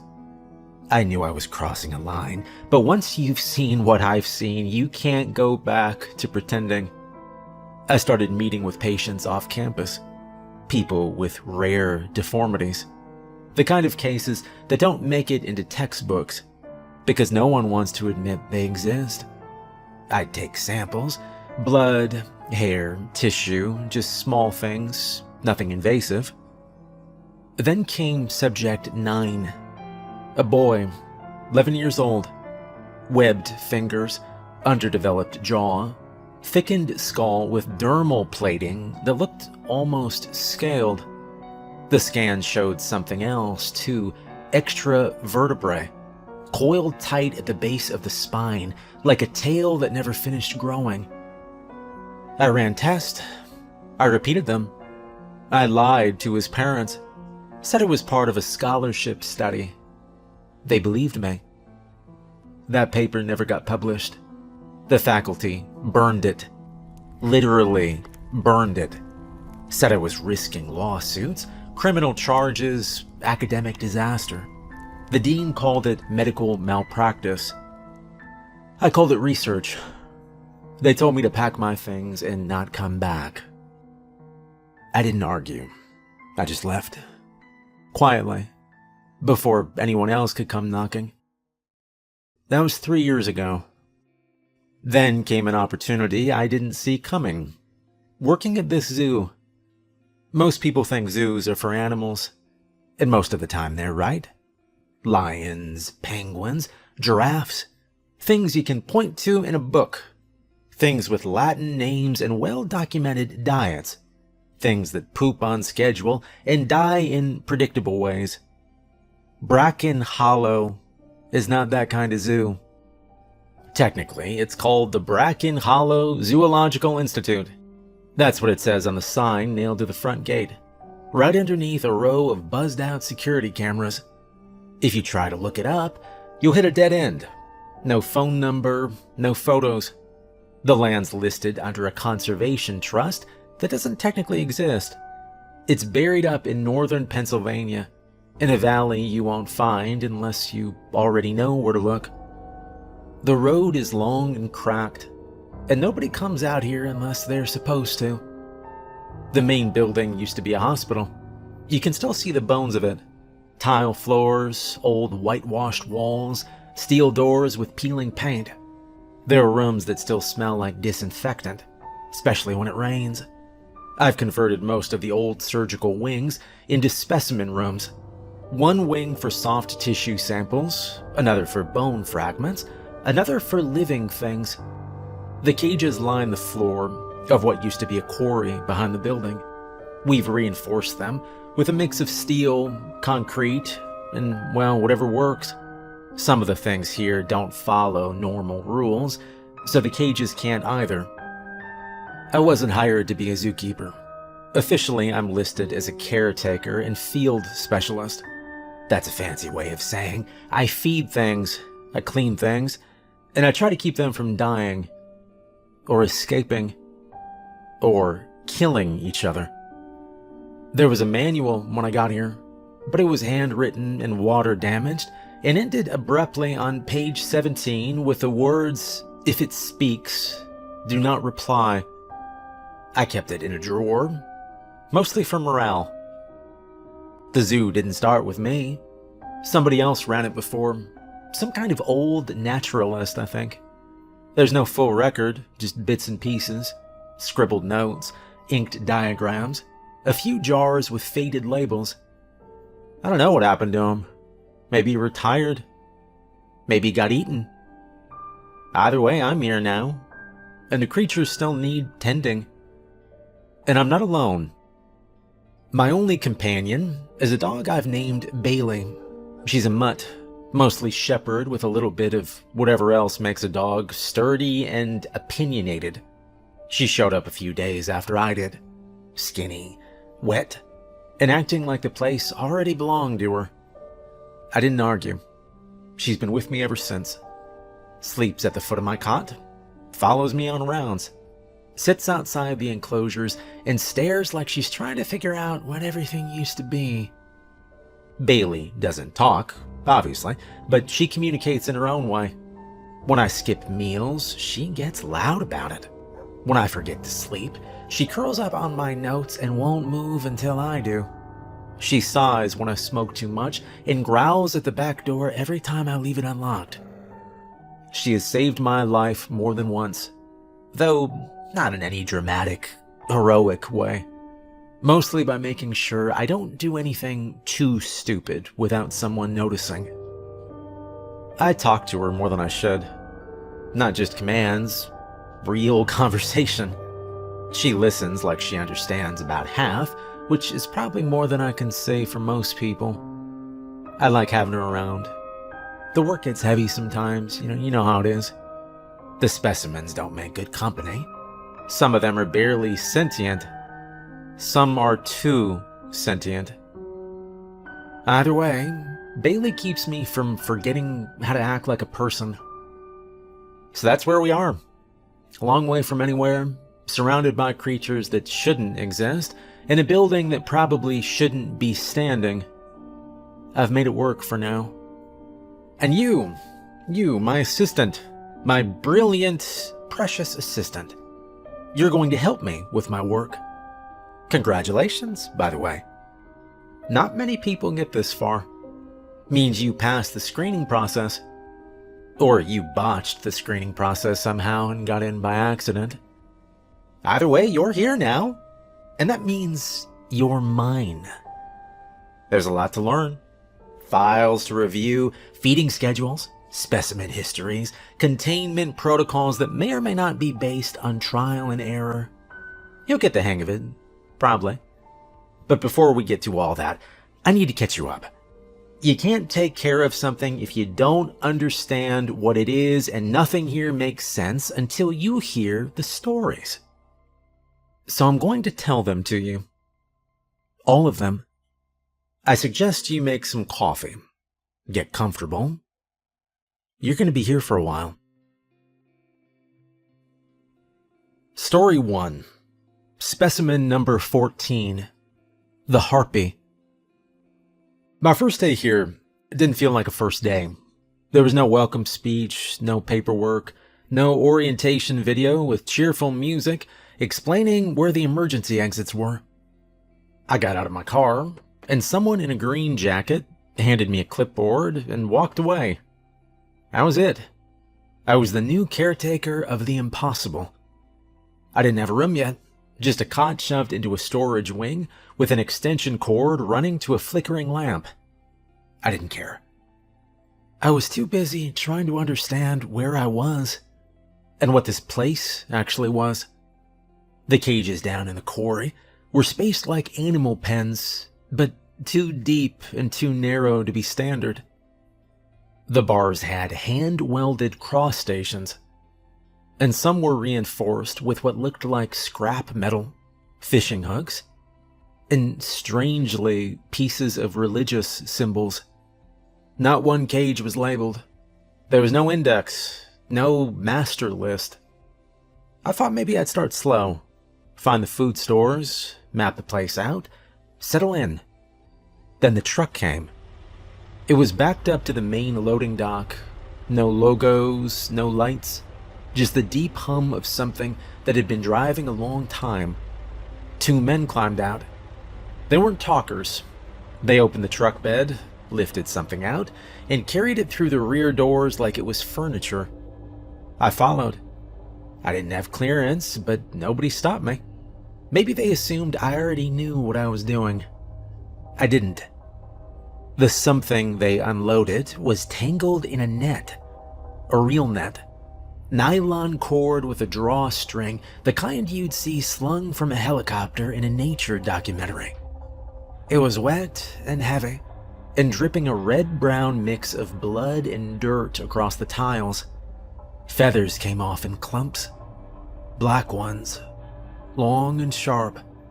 They looked like they should have belonged to a hawk or a crow, but bigger. Too big. At first I thought it was a bird, but then I saw the fingers. Not talons, fingers. Long and dark, with nails that were yellowed and curled like claws. The net had caught around her shoulders, twisting her limbs in on themselves, and I could see the structure of the wings as they bent and folded. Bone, tendon, and feather. Bird-like, yes, but not entirely. The bones were jointed like arms. Too human. Her eyes were open. Black, glossy, and very still. She didn't blink. She didn't move. She only watched. No one said what she was. Nobody explained. They dragged the net into a cage in the lower west wing, cut the cords loose, and just left. The cage door locked behind them with a noise that felt too final for something still alive. I stood outside the bars and stared. The clipboard I'd been given had a single line of text at the top. Specimen number 14. Underneath it, someone had written, "Do not sedate. Feed raw protein. Monitor vitals. Temporary placement." That was all. I found a set of gloves, a set of tongs, and a tub of liver in the cooler room. It wasn't marked, but the smell told me what it was. I brought it down, piece by piece, and fed her through the bars. She watched, and ate, and blinked once. I set up a notepad on a tray stand and took basic vitals from a distance. I couldn't get close enough for detailed measurements, but I recorded her respiration. It was shallow but consistent. No vocalizations, no signs of aggression. I wrote everything down. Her anatomy was wrong. Not in a broken way, in a designed way. Bird structures aren't meant to carry human weight. Hollow bones are too fragile. But she had them. When she shifted her weight, I heard a low metallic creak, like wind chimes behind a wall. And that's when I realized the bones were not normal. I collected one of the feathers that had fallen and sent it for testing later. The results came back with trace elements I have never seen in biological samples. Titanium, nickel, something unlisted. It made no sense. Nature doesn't lace skeletons with metal. That's not evolution, that's design. I stayed there for hours, just watching. Couldn't help it. She hardly moved, just slow, steady breathing. And even that was fascinating. The way her shoulders lifted with each breath showed where the wing bones connected. Not like a bird's, not exactly. These were shaped more like arms. You could see where the feathers thinned out and skin took over again. Wings and arms. One system, two functions. Later, back on the cot, I couldn't sleep. I filled page after page of notes, diagrams, questions, comparisons. I wrote down every detail I could remember. The way she turned her head, the way her feet curled around the bars, the exact shade of her feathers. I thought if I could get it all on paper, I might start to make sense of her. But all I did was prove what I already suspected. She was a harpy. I mean that literally. One of those harpies. The kind from old stories, Greek ones mostly, where they lured men off ships, snatched food straight from the table, tore apart the wicked, and flew away screaming. You've heard about them, right? Wings like vultures, faces like women, claws that could rip a tree in half. Nobody ever agreed if they were demons or spirits or something in between, but they showed up everywhere, across different cultures, different times. Always the same idea. Part human, part bird, all danger. She fit. Every detail matched. Unfortunately, I didn't have that much time with her. The next morning, she was gone. The Institute sent instructions by envelope, the kind sealed in wax with no return address. The letter was typed and impersonal. It said to log the death, cremate the body, and report the loss under natural degeneration of incomplete specimen. I stared at that sentence for a long time. I didn't follow it. I waited until nightfall. Then I carried her out myself, wrapped in canvas, tucked in a transport case.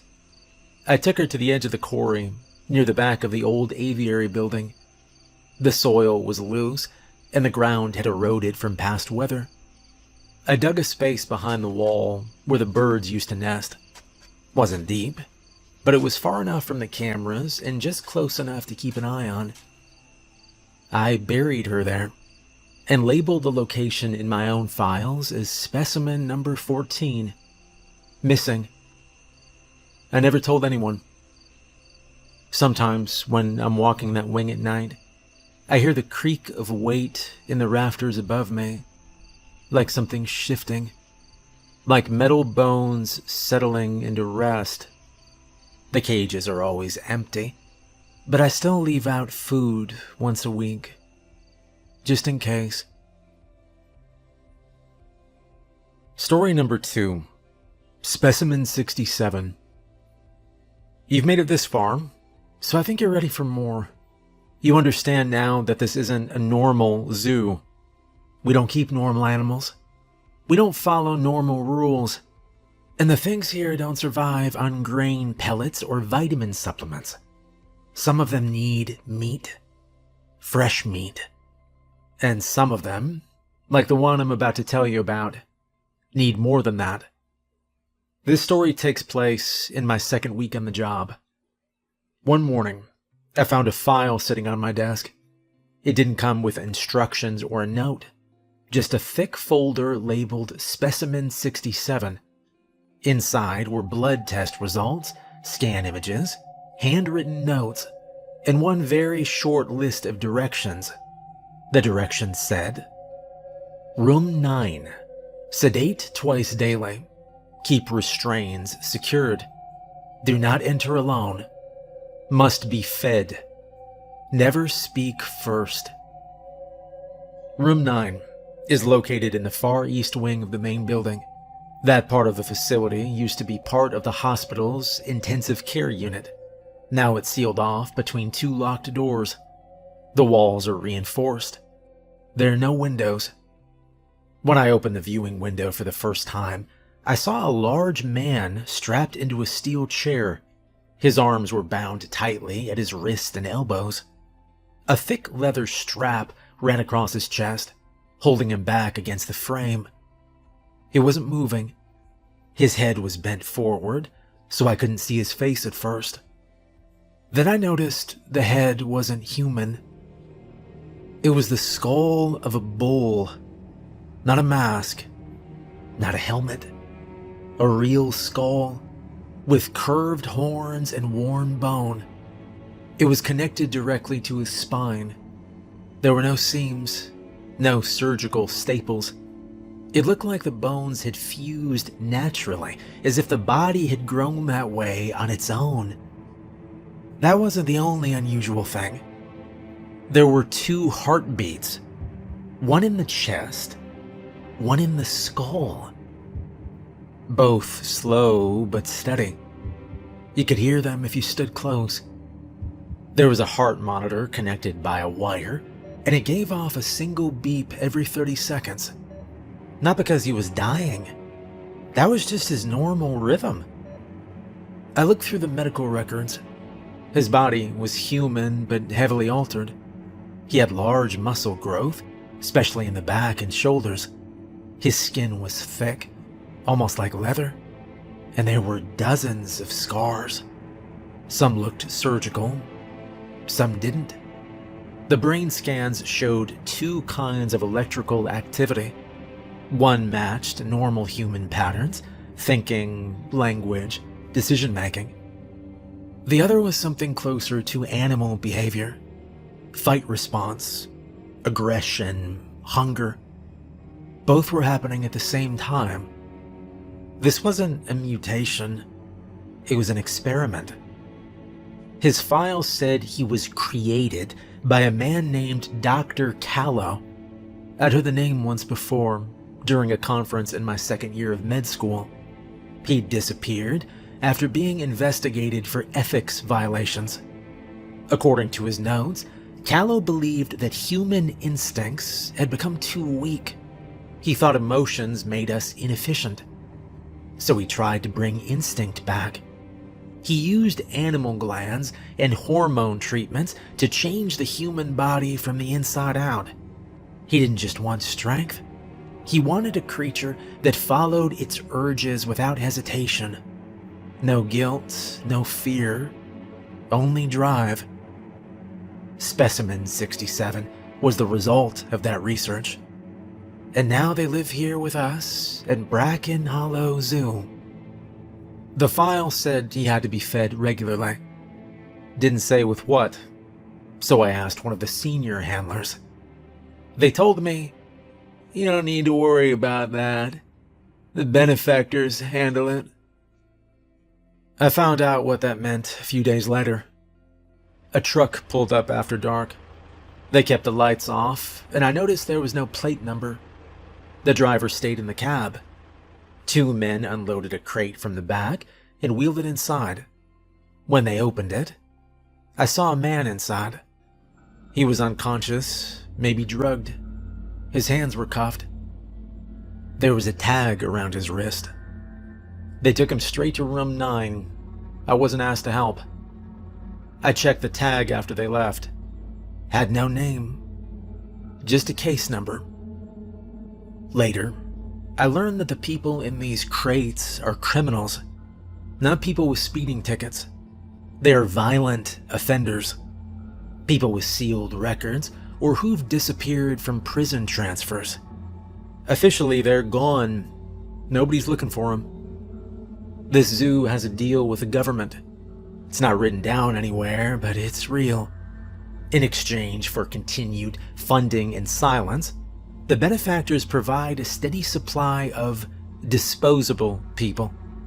The kind of people the system's already given up on. And the zoo uses them to feed the creatures that can't survive on anything else. That includes Specimen 67. They don't call him a man. They call him the Minotaur. He doesn't fight the restraints, doesn't yell. But when it's feeding time, you can hear what happens through the walls. The room is soundproofed, but not perfectly. You hear enough. One night, sedation failed. I was doing rounds when I noticed his vitals weren't showing up on the monitor. I went to check the wiring, and I saw the cable had been pulled out. I looked through the window, and he was sitting upright, still restrained, but awake. His head turned toward me. I didn't know what to do, so I spoke. I asked, "Can you hear me?" He looked at me for a long time. Then in a slow and clear voice, he said, "Where's the boy who fed me?"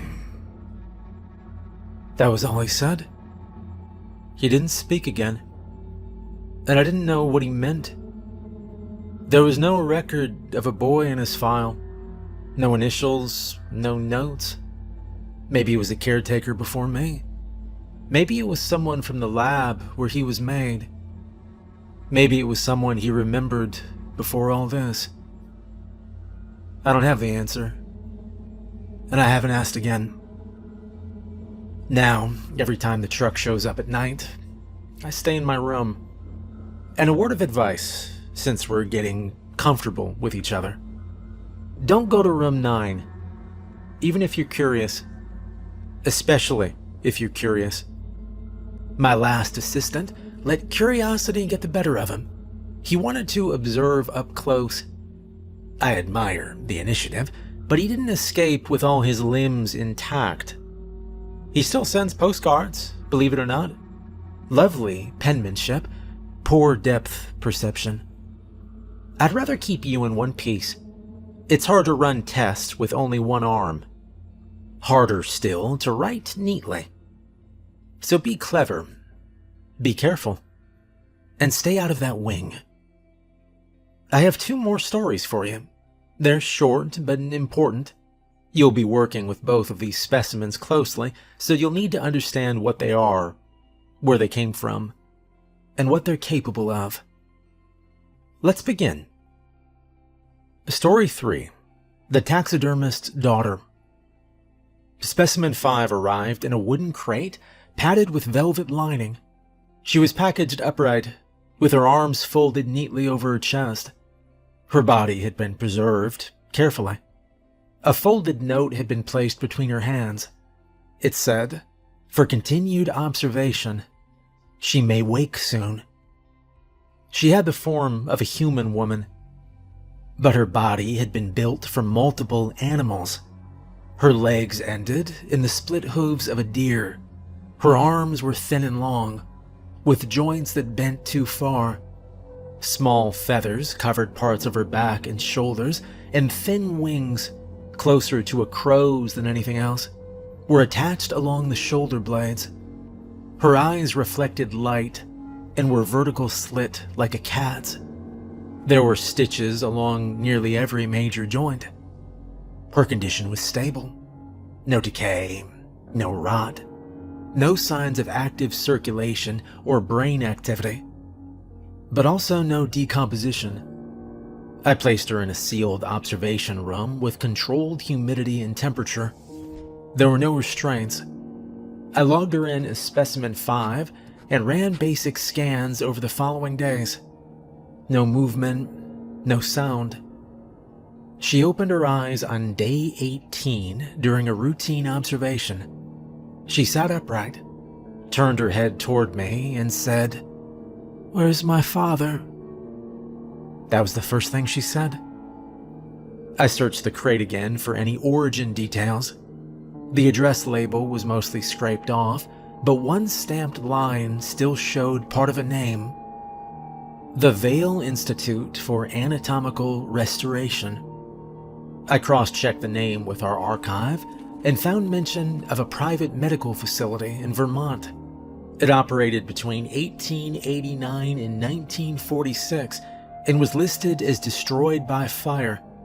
Records of the institute mentioned one name several times: Dr. Thomas Greaves.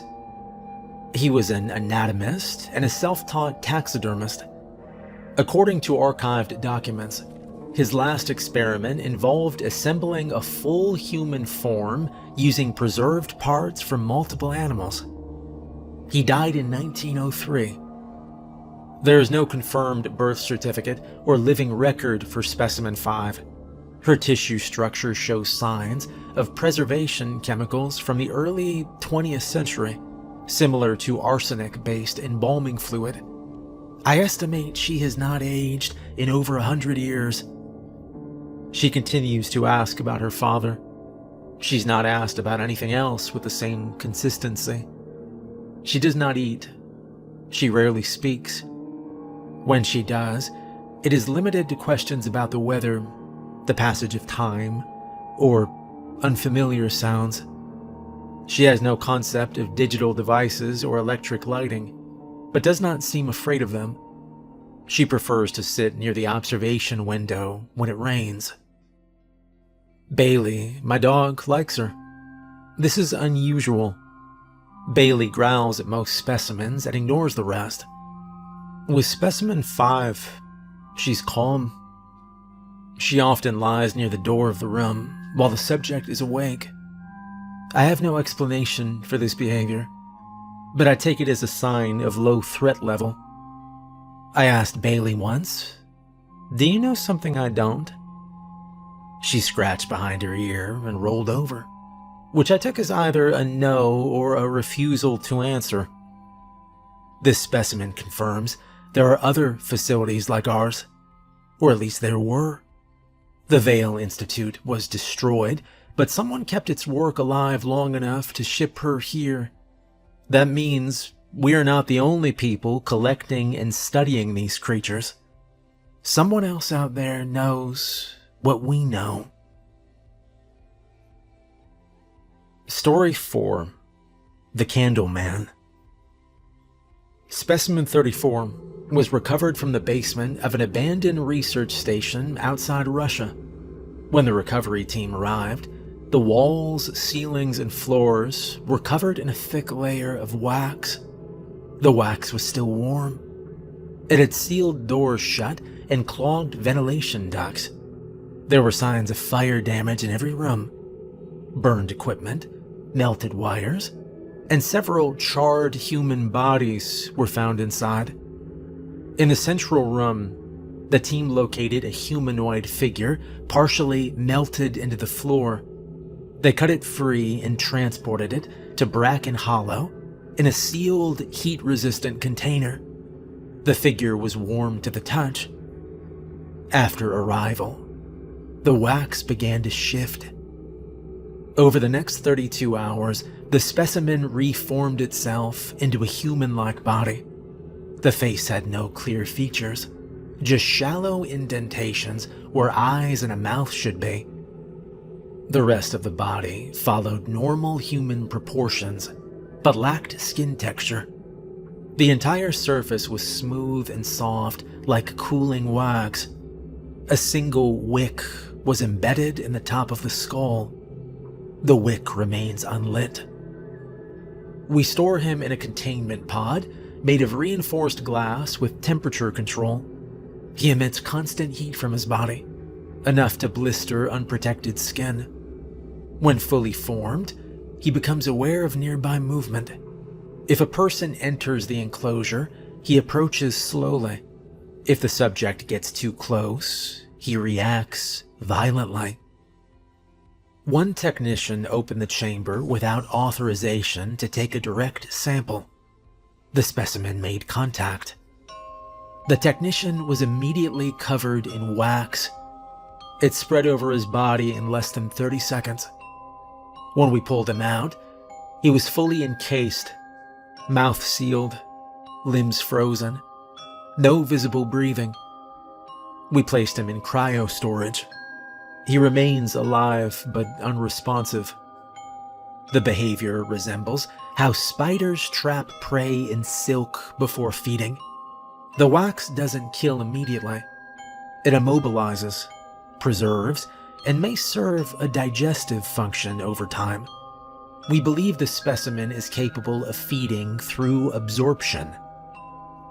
I told Bailey, he's like House of Wax, but worse. She stared at me, walked over, and knocked my coffee off the table. Fine, no jokes, I said. We're running tests to understand the regenerative proportions of the wax. Every time the body melts, it reforms exactly the same way. The wick remains centered. The limbs always form in the same order. The internal structure is not yet understood. X-rays are inconclusive. We are considering surgical methods, though past contact has resulted in rapid wax spread. He doesn't speak.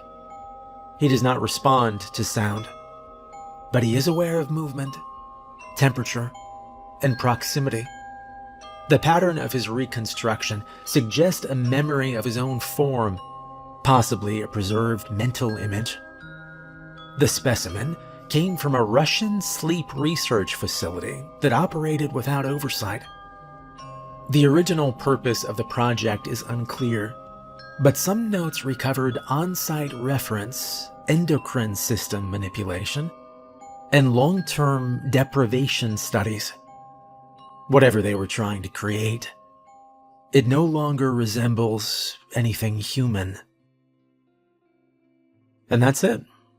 Every story, every file, every half-rotted record I could reconstruct from the archives, my own notes, and whatever the last guy didn't set on fire before he left. I've given you everything I know. At least everything I remember clearly enough to trust. The rest is scribbled on scraps of paper, or floating somewhere in my old field journals. If I find more, you'll be the first to know. But that's the history. And history, as you'll learn, doesn't do much screaming. The present does. You'll be working with these specimens up close, feeding them, observing them, testing them when appropriate, and staying out of reach when necessary. That part's important. These aren't stories anymore, not after today. These are now your responsibilities. They'll be waiting for you down in the quarry cages and behind reinforced doors. Some will speak, some won't. All of them will be watching. Consider what I've told you as a professional courtesy. Most new hires don't get a briefing.